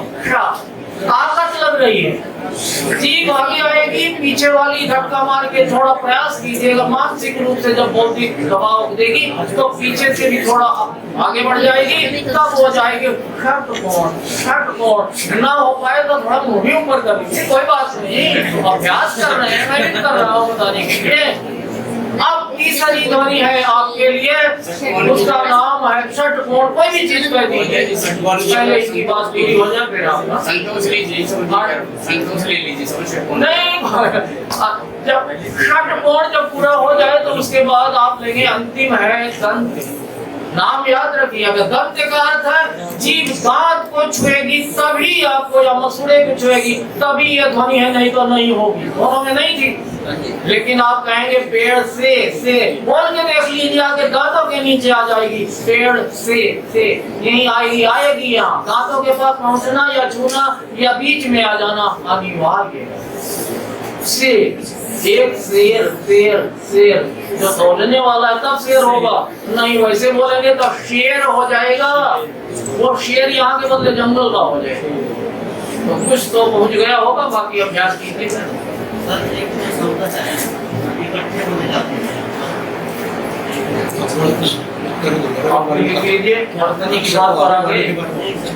नहीं एक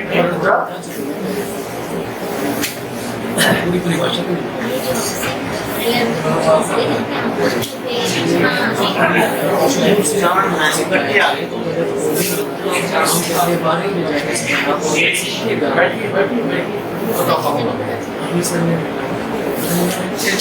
ये कह रहे हैं दो शब्द हैं और इकट्ठे आ गए, ये व्यक्तिवाचक संज्ञा है कि या ये दो शब्दों का योग है? शेषनाग किसी का नाम है तो फिर अलग कैसे होंगे? उच्चारण। और उच्चारण आप क्या करोगे? शेषनाग करोगे या शेषनाग करोगे? बोल के देख लो, शब्दों की संरचना बोल के कहिए ना कि शेष नाग सांस लेकर के तो अगला कहेगा संभाल है। शेष नाग कहोगे तो खुश हो जाएगी। अब इसी बात पर मैं वर्तनी पर आ जाता हूँ, महत्वपूर्ण वर्तनी बताता हूँ।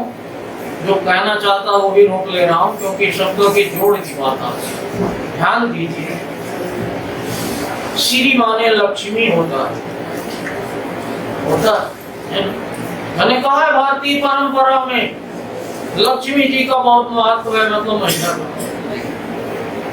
लेकिन ये शब्द श्री जो है गरिमा का प्रतीक है। राम के पहले श्री लगाते हैं, श्री राम बोलते हैं। ध्यान रहे, उनकी बात के कारण कह रहा हूं, जब राम के साथ श्री लगाएंगे तो साथ साथ लगाना पड़ेगा, अलग नहीं कर सकते। ध्यान दीजिए, राम के साथ यदि श्री लिखेंगे तो साथ साथ लिखेंगे, साथ साथ बोलेंगे श्री राम साथ साथ। लेकिन यदि वही तो गायब ना होना ही एक साथ होता है। इसी तरह यदि आप लिखना चाहें किसी लड़के या पुरुष या शिक्षक का नाम राजेंद्र है तो अलग लिखेंगे श्री राजेंद्र, सांस लेनी पड़ेगी और लिखना भी पड़ेगा।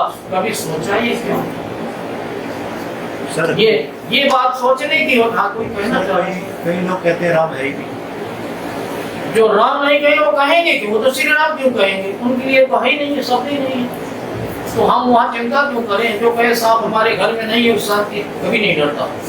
आइए, हाँ आप एक मिनट। अच्छा, आपकी बात मेरा तो क्वेश्चन भी बहुत छोटे-छोटे हैं। हाँ हाँ, एक तो सर आपने बताया था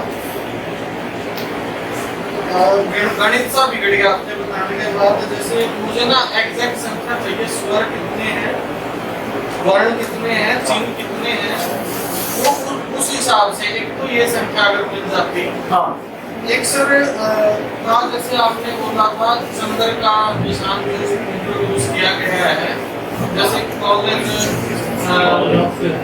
वगैरह, उसका हिंदी में हम कैसे उच्चारण करें? और तीसरा, श्री अगर लक्ष्मी है तो श्रीमती क्या है, तो उसका मीनिंग बस।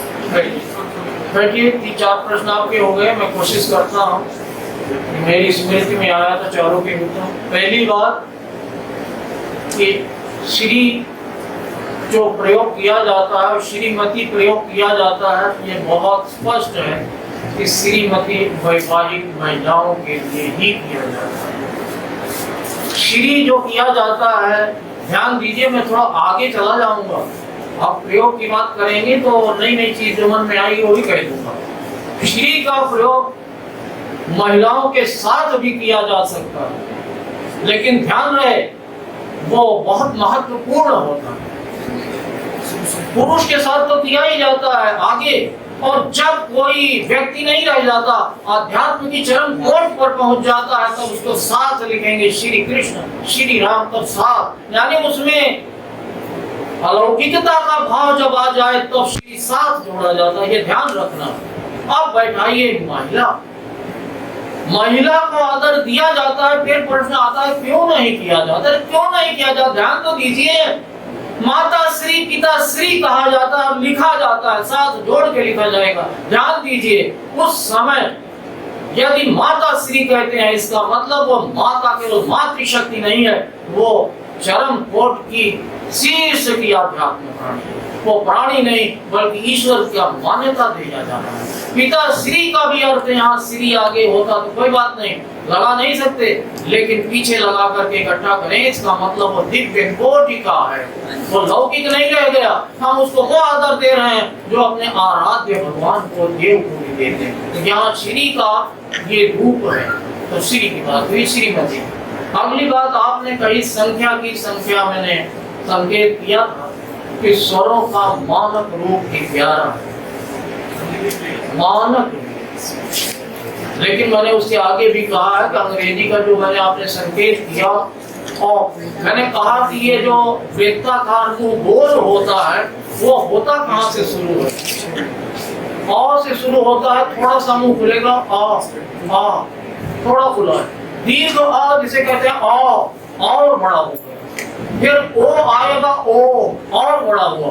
आओ ऊपर से जाके नीचे आता है, आओ आओ, मतलब आपके मसूड़ों पर और उसके जबड़ों पर काफी दबाव पड़ता है, आओ, और उसके बाद ये आता है अंत में ओ।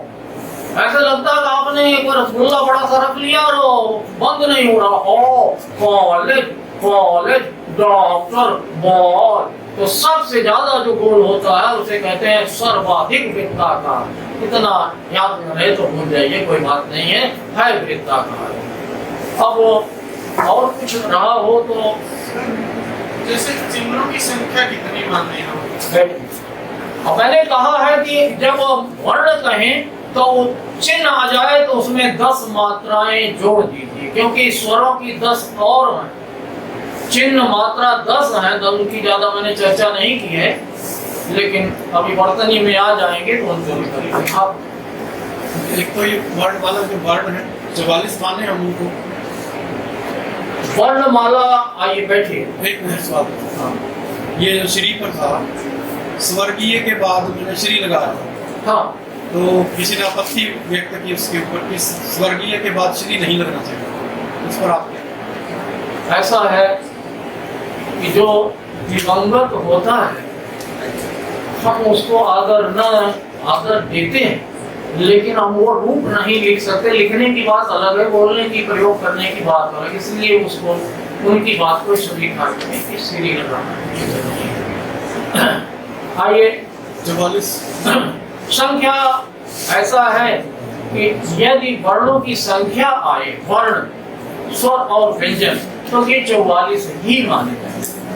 लेकिन चिन्ह माना जाए तो वहां पर ध्यान रहे, मैं प्रतियोगी परीक्षा तक की नजर रख रहा हूँ कि यदि आप प्रतियोगी परीक्षा में, आजकल परीक्षक भी हम में से ही होते हैं, अलग से नहीं, कितने सारे आते हैं, किसे कहते हैं शिकायत, कंप्लेन कि क्या पूछा गया, इसका अर्थ, उत्तर क्या होगा, ये होगा।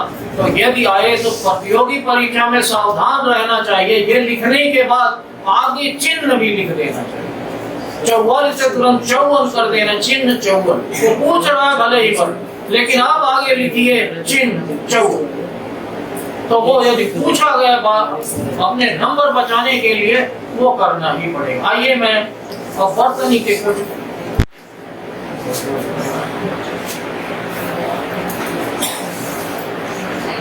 मुझे याद आ रहा है, एक बस एक सेकंड कि लोग कहते हैं हम पानी पिला पिला के मारते हैं,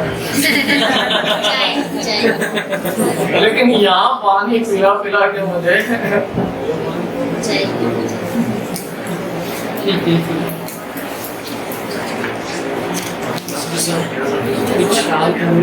चलिए वर्तनी की कुछ कदम वर्तनी चलते। हाँ दीजिए वर्तनी। सबसे चीज ये है कि वर्तनी क्या है। वर्तनी मानकीकरण का एक रूप है, विज्ञान और विज्ञान नुकसान है। अच्छी बात है, क्योंकि जहाँ पर हम थे और वहां से पहुंच रहे हैं, तो मैं पहले ये ले लेता हूँ, फिर वर्तनी। ये भी वर्तनी से जुड़ा है। ध्यान दीजिए, सर्वाधिक लोगों द्वारा विज्ञान कहा प्रयोग किया जा रहा है बोलने में, लेकिन लिखा जो है वो विज्ञान ही है। मैं उदाहरण देता हूँ अपना बुक भोग कि मैं कभी आकाशवाणी गया और मैं पूर्व परंपरा के अनुसार शुरू में विज्ञान ही कहा कि मैं विज्ञान का विद्यार्थी। मुझे एकदम से रोक दिया गया, काट दिया गया कि विज्ञान नहीं, विज्ञान ही कहिए। मैंने कहा क्यों? कहते हैं आम आदमी के लिए है, इसलिए अब जो आप पाएंगे उच्चारण में विज्ञान को सामान्यतः शुद्ध कहा गया। सामान्यता, क्योंकि पहले की मान्यता थी कि जो दूरदर्शन पर बोला जाता है वो शुद्ध होता था मैं कह रहा हूं, लेकिन सदा नहीं, ध्यान रहे, सदा नहीं। न जाने कितनी बार अंग्रेजी के वाक्य घुस जाते हैं, उसके प्रत्यय घुस जाते हैं, कहीं कुछ घुस जाता है। मेरा कहने का अर्थ है कि विज्ञान कहना उचित है, लेकिन ध्यान रहे उसका स्वरूप न भूलिए, इसमें जा और यहाँ। चलिए अपनी उसी जगह पे फिर से पहुंचता हूँ। वर्तनी का पहला आधार है आपके अनुस्वार यानी बिंदु का प्रयोग। वर्तनी, मैंने कहा था वर्तनी वैज्ञानिक लेखन, शब्दों के लेखन का रूप है। इसमें देखा जाता है कि कितने वर्णों का प्रयोग है, कितनी मात्राओं का प्रयोग है और उनका क्रम क्या है। यही चीज वर्तनी। वर्ण कौन कौन से हैं, मात्राएं कितनी और कहाँ लगी है और उनका क्रम क्या है, ये वर्तनी। आइए वर्तनी का पहला रूप ले, जो सबसे ज्यादा संकट है वो है विंदी और चंद्र बिंदी, अनुस्वार और अनुनासिक। इस पर सबसे ज्यादा संकट है। क्यों है? प्रश्न क्या है आपकी, क्यों हो रहा है? क्योंकि हम सरलीकृत हो रहे हैं, सरलता चाहते हैं, भाषा को सरल, बार बार आ जाती है सरल भाषा प्रयोग होनी चाहिए, इसलिए सरल करने में भूल। लेकिन सावधान रहना है कि जहां पर अर्धनासिक के व्यंजन आए उसको हम अनुस्वार बिंदी ही लगाएंगे। शुरू होता है हिंदी से। हिंदी में ना लिखें, बीच में आधा शुद्ध है, लेकिन अनुस्वार लिखेंगे, बिंदी लगाएंगे ऊपर, तो वो मानक है, वो है वास्तविक शुद्ध है, भविष्य में यही शुद्ध रहेगा। बीच में ना रहेगा, कुछ दिन बाद वो गलत हो जाएगा। अब प्रश्न करेंगे अब क्यों ऐसा? जब दोनों शुद्ध हैं अभी, तो क्यों आगे होंगे? क्योंकि भाषा का मानकीकरण, स्टैंडर्ड भाषा वो होगी जिसमें एक ध्वनि के लिए एक चिन्ह हो। आप दो चिन्ह प्रयोग कर रहे हैं, आपको आसान है, लेकिन यदि हिंदी भाषी, हिंदी दर क्षेत्र का व्यक्ति होगा तो वो प्रश्न करेगा भाई एक दो न दो क्यों लिखवा रहे हो? तो वो प्रश्न खत्म है। नहीं तो मैं आपसे कहूंगा आप बताइए अंग कैसे लिखते हैं, पंच कैसे लिखते हैं, घंटी कैसे लिखते हैं, तो आप कहेंगे हिंदी लगाता हूं। तो भाई तवर्ग को क्यों आपने गलत कर दिया कि हिंदी को ही क्यों आप नहीं लगा रहे हो? वहां भी लगाइए। यानी लेकिन सावधान, एक्सेप्शन प्रूव द रूल, नियम में अपवाद भी होते हैं, उसे ध्यान रखना पड़ेगा। यदि वही नासिक के व्यंजन आगे हो और वही आधा आ रहा हो तो कभी अनुस्वार नहीं होगा। आप लिखेंगे सम्मान, बिंदी नहीं लग सकती क्योंकि आगे मां है, आधा मां। सम्मेलन नहीं हो सकता, अन्न दो आधा ना है लेकिन नहीं कर सकते।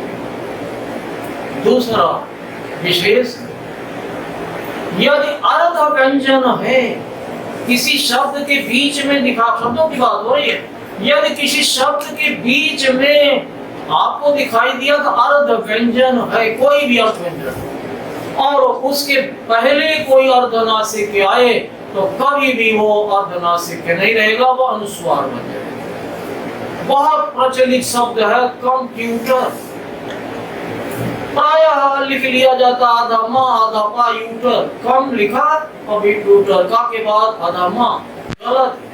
ये बिल्कुल गलत है आज भी, क्योंकि आधा व्यंजन है इसलिए उसके पहले नासिक के व्यंजन आधा जो है वो अनुस्वार ही रहेगा, इसलिए कंप्यूटर में अनुस्वार और ट्यूटर लिखा जाएगा। तो ये दो नियम हमें बहुत जरूरी हैं याद। अब आइए संकट, हाँ जी, दंत्या को दंत्या को कौन लिखते हैं सर? हाँ जी, दंत्या को, आवाज आपकी दंत्या, दंत्य, उसी में अनुस्वार दै पे पूरे अनुस्वार लगाया जाता है, दै पे दंत्या नहीं है। तो यही तो मैं एक रूपता कह रहा हूँ। आप लिखोगे, पहले लिखोगे, यही लिखते हैं दा आधा ना ता और या, तो मेरा नियम मान लीजिए, उस ना को बिंदी बना दीजिए, सही हो जाएगा। यही तो संकेत कर रहा हूँ। स्वतंत्र कैसे लिखेंगे आप? स्वतंत्र आधा ना ता भी आधा है, र पूरा है, तो वहां अनुस्वार लगेगा।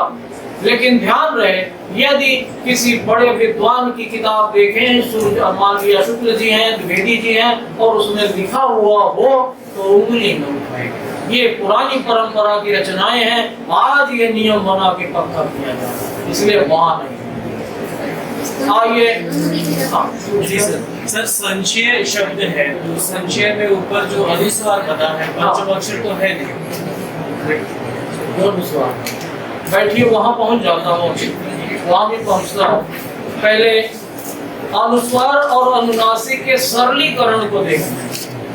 हमने चंद्र बिंदु जो था अनुनासिक, उसको भी अनुस्वार कर दिया। लिखना होगा, गांधी जी बिंदी लगाया, गा लिखा और धी लिख दिया, गांधी जी हो गए, पढ़ लिया। फिर लिखना है अंधकार, बिंदी लगाई आप, अंध अंध हो गया। लिखना है आंधी, बिंदी लगाई, अब पता ही नहीं लगता कि अनुनासिक है कि अनुस्वार है। हमें अपनी जगह लगे तो कैसे हो? शुद्ध जैसे लिखा वैसे बोलिए। बोलना सीख लिया तो अपने आप कहोगे ये तो गलत है, मैं बोल रहा हूँ, शब्द ले रहा हूँ मैं, अंधकार, अब इसे गलत बोल रहा हूँ, ध्यान दीजिए। मैं कह रहा हूँ अंधकार, अंधकार, ठीक बोल रहा हूँ ना जी? नहीं बोल रहा हूँ। क्यों? क्योंकि मैं तो चंद्रबिंदी बोल रहा हूँ। अब मैं बोल रहा हूँ आंधी को गलत बोल रहा हूँ, आंधी, आंधी, आंधी आ गई, पेड़ गिरा, सही बोल रहा हूँ, फिर गलत हो गया। तो आपको पक्का हो गया कि आंधी है चंद्रबिंदी। अरे चंद्रबिंदी बच्चों को समझाओ, कितना बढ़िया चिन्ह है। अनुस्वार में बिंदी लगाते हैं, ये कहते हैं कि एक नाक है, नाक से हवा निकलेगी, और अनुनासिक का चिन्ह ऐसे करके बिंदी है, कहता है नाक से तो निकलेगी ही, आपके होंठ से भी निकलेगी। कितना सुंदर चिन्ह है। यानी आप बोल के तो देखिए, नहीं तो होगा क्या। लिखा हुआ है हाँ बिंदी और सा। आप क्या पढ़ेंगे? आप हंस पढ़ेंगे या हंस पढ़ेंगे? सब पढ़ेंगे। यानी हंस तो ठीक लिखा है, लेकिन हंस रहा है, चंद्रबिंदी आनी चाहिए ना। तो कहने करते हमें प्रयास करना चाहिए कि जहाँ अनुनासिक है, नाक मुंह से निकलती है, वहाँ हम चंद्रबिंदी लगाएं तो स्पष्टता ज्यादा हो। लेकिन सावधान, यदि शिरोरेखा के ऊपर मात्रा गई है तो ध्यान दीजिए, वहाँ अनुनासिक अनुस्वार बन के बिंदी हो जाता है। कभी न लगाइए चंद्रबिंदी। में नाक से निकल रहे, मुंह से भी निकल रहे, में हाँ जी बिंदी लगेगी। आप लिखते हैं मैं, वहां भी है अनुनासिक, नहीं लगेगी। इसी तरह मैंने, जहां भी है बिंदी, शिरोरेखा के ऊपर एक मात्रा चली गई तो ध्यान रखना है, अनुस्वार लगेगा लेकिन उच्चारण अनुनासिक। अभी आप आगे चल रहे थे, मैं वहां पहुंचता हूं। आपका कहना है कि अंतस्थ यारा लावा के पहले की बात भी तो थोड़ी कर लीजिए ना। मैंने कहा नहीं अभी आ गया वही आपकी बात, ध्यान दीजिए। वहां बड़ा संकट भी होता है। आप लिखते हैं उपन्यास, ध्यान दीजिए, उपन्यास जैसे लिखा है वैसे बोलूं मैं तो आप नाराज हो जाओगे पक्का। पंजाबी तो असर करेगा तो कहेगा चलेगा, वो तो मान लेगा, क्योंकि वो बोलते हैं जानता। वो कहते हैं उपन्यास, उपन्यास जोरदार उपन्यास है, उपन्यास है। लेकिन मैं बोलूंगा तो कहेंगे कैसे बोल रहे हैं? उपन्यास ठीक है। मैं क्या कर रहा हूँ? दो ना बोल रहा हूँ, लेकिन लिखता एक ही हूँ, वही शुद्ध है। तो आपको प्रश्न आएगा सर आप लिखते एक है तो बोलते दो आना क्यों है? उत्तर ध्यान दीजिए। यदि अंतस्थ वर्ण के पहले आधा नासिक के आएगा तो लिखा एक बार, बोला दो बार जाएगा, ये नियम। अन्वय, आपकी जीभ अटक जाएगी, अन्वय, अन्य अटक गई, लिखते एक है बोलते दो। अब आगे सावधान रहना जरूरी है। भाषा भी बिल्कुल ऐसे है कि जैसे तलवार की धार में चढ़ना, चढ़ना नहीं चढ़ना। चलिए कैसे? अब बच्चों को समझाते हैं तो वो कहते हैं सर मैंने सन्यासी लिखा, एक ना लिखा तो या तो है आगे सन्यासी। ध्यान दीजिए, सन्यासी शब्द की वर्तनी। अभी मैंने समझाया कि जब या के पहले आधा व्यंजन आएगा तो लिखा एक और बोला दो जाएगा। सन्यासी दो बार बोल रहा हूँ, लिखे तो हूँ, है ना? लगता तो मानता तो ठीक था, लेकिन नहीं, गलत हो गया। क्यों? क्योंकि वहां उच्चारण का नियम था, यहाँ संधि का नियम है। हर जगह नियम अलग अलग होता है।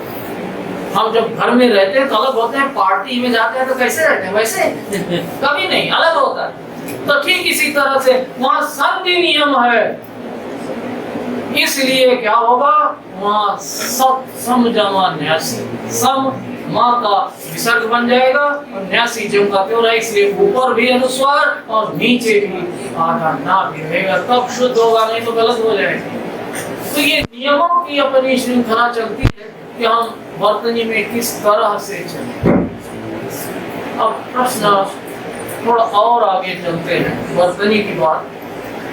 कई बार मुझसे लड़ाई होती है तो कहते हैं आप हर में प्रत्येक व्यंजन में वर्णमाला में के जो स्वर उ और ऊ है उनका नीचे लगाते हैं।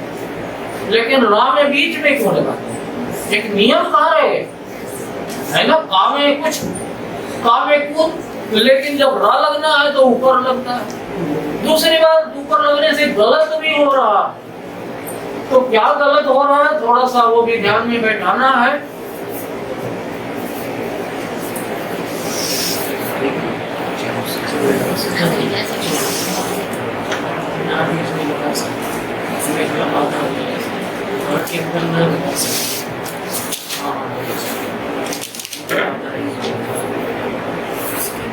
ये उल्टा न होने पावे, हर समय केवल केवल लटकेगा और दीर्घ जब ऊ की मात्रा आएगी तो वो गोल आकार से साथ आएगा।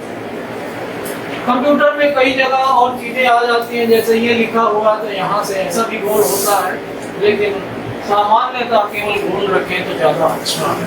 अब तो एक शब्द की बर्तनी जरूर बैठा लीजिए।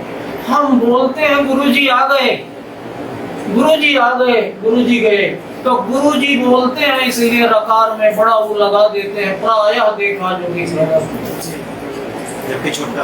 अब कैसे याद करें कि छोटा रहेगा, फिर बोलते तो हम बड़ा है, तो अच्छा होगा कोई दोहा हुआ चौपाई कोई चीज याद रखिए ना। गुरु गोविंद दो खड़े, कभी नहीं कहेंगे आप गुरु गोविंद दो खड़े, गुरु गोविंद दो खड़े काफी ना घुमाओ। समझाइए बच्चों को, इसको याद करते हो तो असली तो वहाँ है, जो प्रयोग में सामने होगा वो सही होता है, लेकिन जब रूप स्वरूप लिखेंगे तो वो जो कदम दीर्घ होगा। तो ये प्रकार का है। क्यों बीच में लगाया गया? क्योंकि नीचे लगाने से एक तो दोहरा दूरी जगह लेता है, अगली लाइन में घुस सकता है। नंबर 2, उसका रूप रंग विचित्र हो जाता है। क्यों?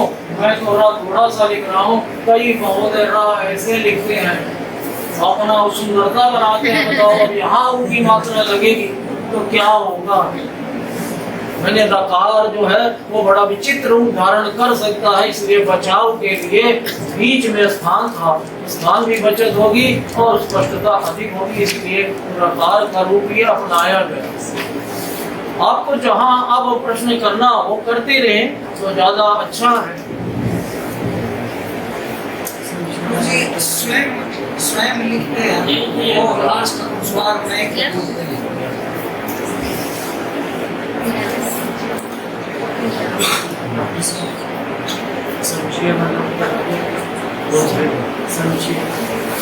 जब स्वयं लिखते हैं तो कह रहे हैं अनुस्वार लगा हुआ है।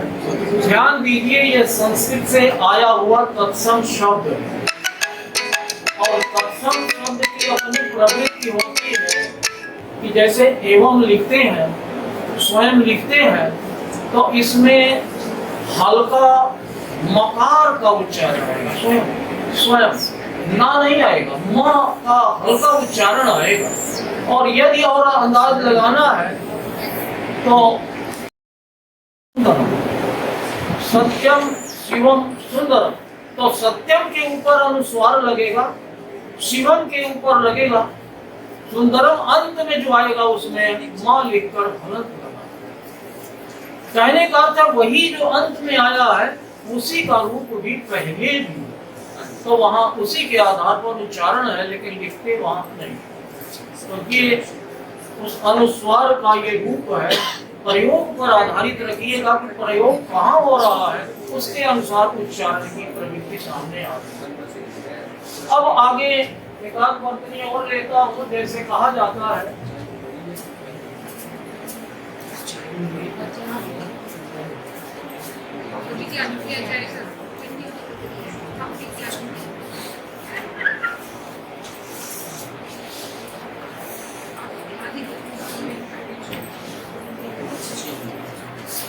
ये प्राय गलत हो जाता है। ध्यान दीजिएगा, गलत नहीं होता। गलत शब्द उर्दू के अनुसार भी गलत पूरा होना चाहिए लाभ, हम जल्दी में ऐसा बोल जाते हैं। तो ये कहने का यहाँ है 3 तरह से ये लिखावट में मिल जाता है, लेकिन ध्यान रहे इसका पहला जो लिखा हुआ है ये गलत है। आप कहेंगे क्यों गलत है? बोलते तो हम ऐसे हैं, चिन्ह आप बाद में आता है, तो ऐसा क्यों माना गया कि ये गलत है? तो ध्यान दीजिएगा, लिखित भाषा में स्थायित्व ज्यादा होता है, लेकिन उच्चारित भाषा में वो स्थायित्व नहीं, शिथिलता होती है। तो हम लिखित भाषा को पूर्णतः वही रखेंगे, उसमें हा आधा होगा, चिन्ह मूल रूप था, हमने उसको बोलते बोलते चिन्ह कर दिया, इसलिए वैसे रखेंगे।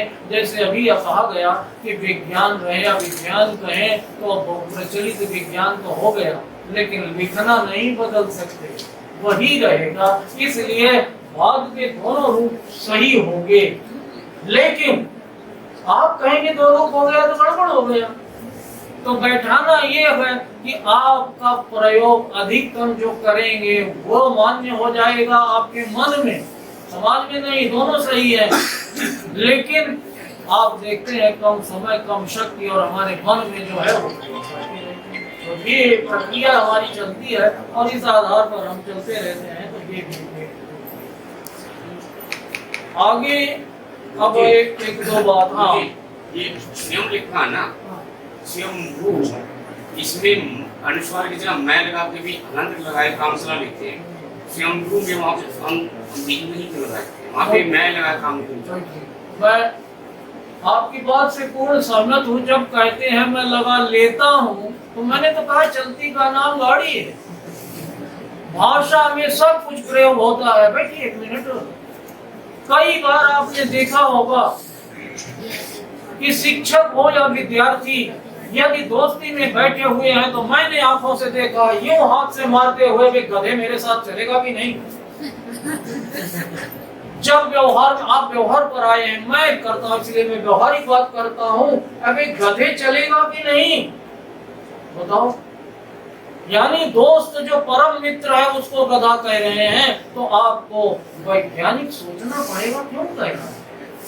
गधा ऐसा प्राणी है जो अपने मालिक के बोझ को पीठ पर लाद लेता है और मालिक उसके ऊपर भी बैठे और गिर पड़े तब भी नहीं हिम्मत हारता, चलता रहता है। आज का दिन तो बदल गया, नहीं तो नदी के किनारे तक जाता था, वहां छोड़ देते थे, वहां से जाता ही नहीं था, खड़ा रहता था, फिर पीठ पे ढेल लाता था, फिर आ जाता था। ऐसा दोस्त कि हर संकट में साथ रहने वाला चला। तो मेरा मतलब यदि कह रहे हैं आप तो प्रयोग कर सकते हैं। हाँ ये जरूर है कि आप उसकी मानवता को ध्यान रखिए। यदि आप सत्यम में मालिक देंगे, शिवम में मालिक देंगे हलंत लगा के, तो मानकीकरण नहीं हुआ। तो इसलिए ध्यान रखना, मानकीकरण करते हुए प्रयोग आप कर सकते हैं, कोई दिक्कत नहीं है। अब मैं उदाहरण और आगे देता हूँ। गुरुजी जी अन्न है, संपन्न है, तो वहाँ भी तो अनुस्वार लगा के काम चलाया जा सकता है। आप चला सकते हैं आप, लेकिन जब सुनिए, आप शिक्षक हैं ना और उस कोर्ट के हैं, आप चला सकते हैं। आप लंबी टांग से भी जो है भीड़ वाले रास्ते को पार कर सकते हैं, लेकिन टक्कर हुई तो पता लग जाएगा। यानी कोई मुझे ऐसा मिलेगा तो व्यवहारिक बात में बताओ, मुझे ऐसा मिलेगा अकेले मेरे के सामने नहीं, तो मैं जरूर समझाऊंगा कि कहीं बस केवल 3 मिनट और, 3 तो लिया जा सकता है, 5 से ज्यादा ना जाने का मन नहीं करता। ऐसा नहीं, आपकी इच्छा बिल्कुल सही है, लेकिन क्या करो, जब ट्रैफिक पर रेड लाइट आ जाती है तो निर्देश होता है रुक जाओ, खतरा होता है।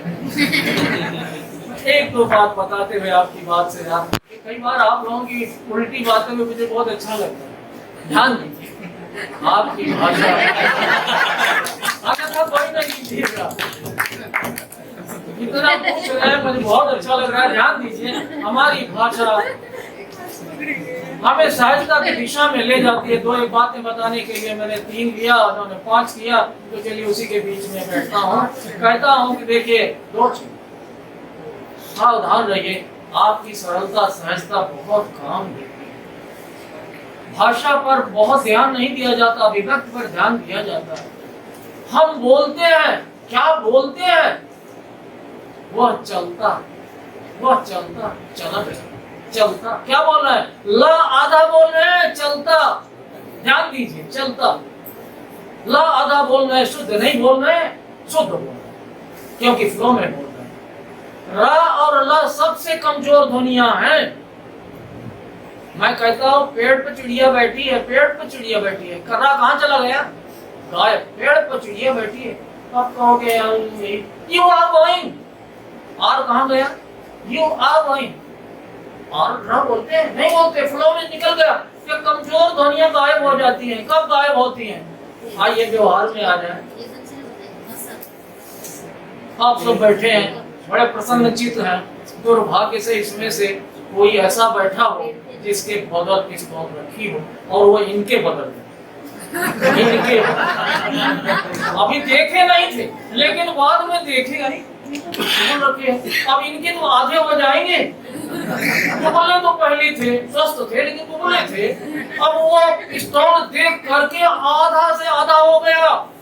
आगे दीर्घ साहब बैठे हैं ता, उसके पहले हर्ष जी बैठे हैं ला, देखा कि तो दीर्घ खड़ा है आधा। ये समाज की देन है, मिलकर के चली आई और यहाँ ये रूप है। तो कहने का अर्थ है कि ऐसा होता रहता है। और हिंदी की सबसे बड़ी विशेषता क्या है कि हम संस्कृत के बहुत सारे शब्दों से अलगाव कर ले रहे हैं। क्यों कर रहे हैं? क्योंकि हम अंत में, शब्दों के अंत में हर्ष आ जाए तो वो व्यंजनांत हो जाता है, स्वर गायब। आप तन मन राम काम कहीं कहिए तो माँ में से आ गायब है उच्चारण, क्योंकि आगे तो है लेकिन पीछे से गायब हो जाएगा। तो ये सबसे बड़ी विशेषता। अंतिम बात एक और कहूंगा, क्योंकि लगभग 2 मिनट खाई भी चुके। हमारी भाषा, याद रखिएगा, कहीं किताब में नहीं मिलना है, बहुत बड़ी उपलब्धि। क्या उपलब्धि? ध्यान दीजिए, कितनी बड़ी उपलब्धि है। यदि आपसे कहा जाए कि मैं एक शब्द यहाँ लिख रहा हूँ, बोलूंगा नहीं,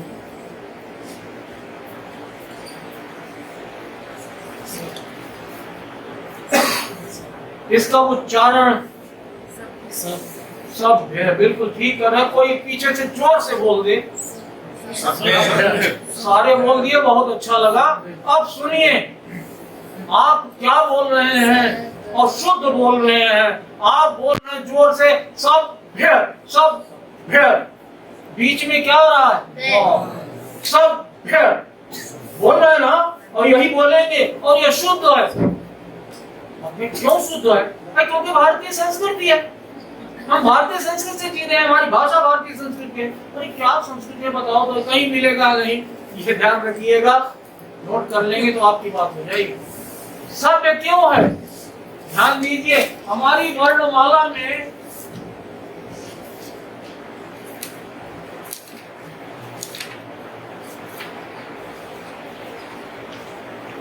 हर एक के बाद H लगाया जाता है, यानी इसे महाप्राण कहते हैं। उसमें ज्यादा हवा निकलती है, हर वर्ग में दूसरा चौथा, ये महाप्राण, ज्यादा हवा निकलती है। विज्ञान की बात छोड़ के केवल सामान्य कहिए कि पहला जो वर्ण है उसमें कम हवा, दूसरे में ज्यादा हवा, इसे महाप्राण कहते हैं। महाप्राण का मतलब ताकतवर है, वरिष्ठ है। जैसे घर में कोई वरिष्ठ होता है ना तो उसको आदर दिया जाता है, बहुत आदर दिया जाता है। माता है, पिता है, दादा है या ग्रैंडफादर जो भी है, बहुत महत्व देते हैं। लेकिन बड़ी विचित्र है हमारी भाषा, करती क्या है? वो कहती है सा, उसके बाद महाप्राण था बीएच, लेकिन आधा। ये क्या? आधा था का मतलब बार हो गया। आधी आवाज है तो पहले वाला हो गया। अल्प प्राण महाप्राण कहे वो आधा हो जाए, ये तो बड़ा संकट है, फिर बोल नहीं सकते। इसलिए करेगा क्या? हमारी समाज में क्या है, यदि परिवार में मुखिया या कोई बड़ा आदमी या माता या पिता किन्हीं कारणों से लड़खड़ा जाए और उसके पास बेटा या बेटी या कोई क्या करेगा? बोलिए, तुरंत सहयोग करेगा, उसको उठाएगा और उसको ज्यों का त्यों आगे बढ़ाने की कोशिश करेगा। ठीक इसी तरह से हमारे यहाँ भाव को जब किया गया कि आधा बोलना है तो तुरंत वो जो छोटा उसका बगल बैठा भाषा बोला, घबरा नहीं, मैं बैठा हूँ, मैं आधे से आधा होकर के बोलूंगा, आपको बोल देगा। तुरंत वो आ जाता है और उसके साथ खड़ा हो जाता है। सब आप बोल लेते हैं, अलग से नहीं होगा। तो कहने का हमारी भारतीय संस्कृति की देन है कि भाषा के प्रयोग में, ये उच्चारण में प्रायः मिलेगा कि भारतीय संस्कार सदा दिखाई देगा। मैं एक आध प्रश्न और हो तो कर लीजिए, कहीं मन में न रह जाए। तो ये बात कही थी हमने कि ये 3 दिन पहले भी आदरणीय महोदया जी ने भी स्पष्ट किया था कि ये कहीं नहीं और एफएलएल की ट्रेनिंग हुई सर, एफएलएल की ट्रेनिंग हुई अभी महीने पहले की बात है। इस पर चर्चा ये मैंने तीनों ऑर्डर लिखे जो भी लिखा, तीनों पे चर्चा में आधा दिन बीत गया अंत में। और जो रह के नीचे ये पूरी मात्रा लगी ना, हमने भी ऐसे स्पष्ट किया था, कहते भाई ये बीच में ही क्यों लगता है, ये बीच में क्यों लगती है बड़ी मात्रा। अब ये मैंने प्रयोग करके धन्यवाद धन्यवाद। आपको जो अनुकूल लगे वो अपना लीजिए, और बाकी सबके लिए है कि सब अपने मन से अपनाइए जो अच्छा लगे वो आपका, नहीं तो फिर वही कह रहा हूँ तेरा कुछ और क्या लगे मेरा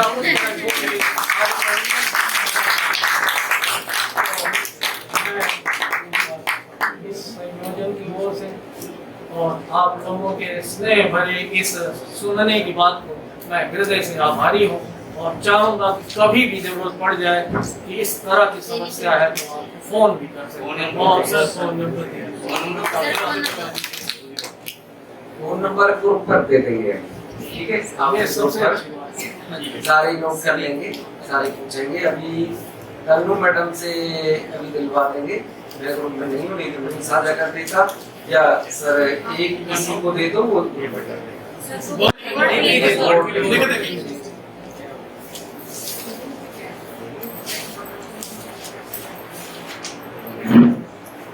98 96 29 55 52। रिपीट न करें, देख के लिखिए। मैं सर के सामने कुछ नहीं कह सकता हूँ, मैं तो सिर्फ इतना ही कहूँगा कि आज हमारे इस कालांश में 4 चांद नहीं 6 चांद लगा दिए सर।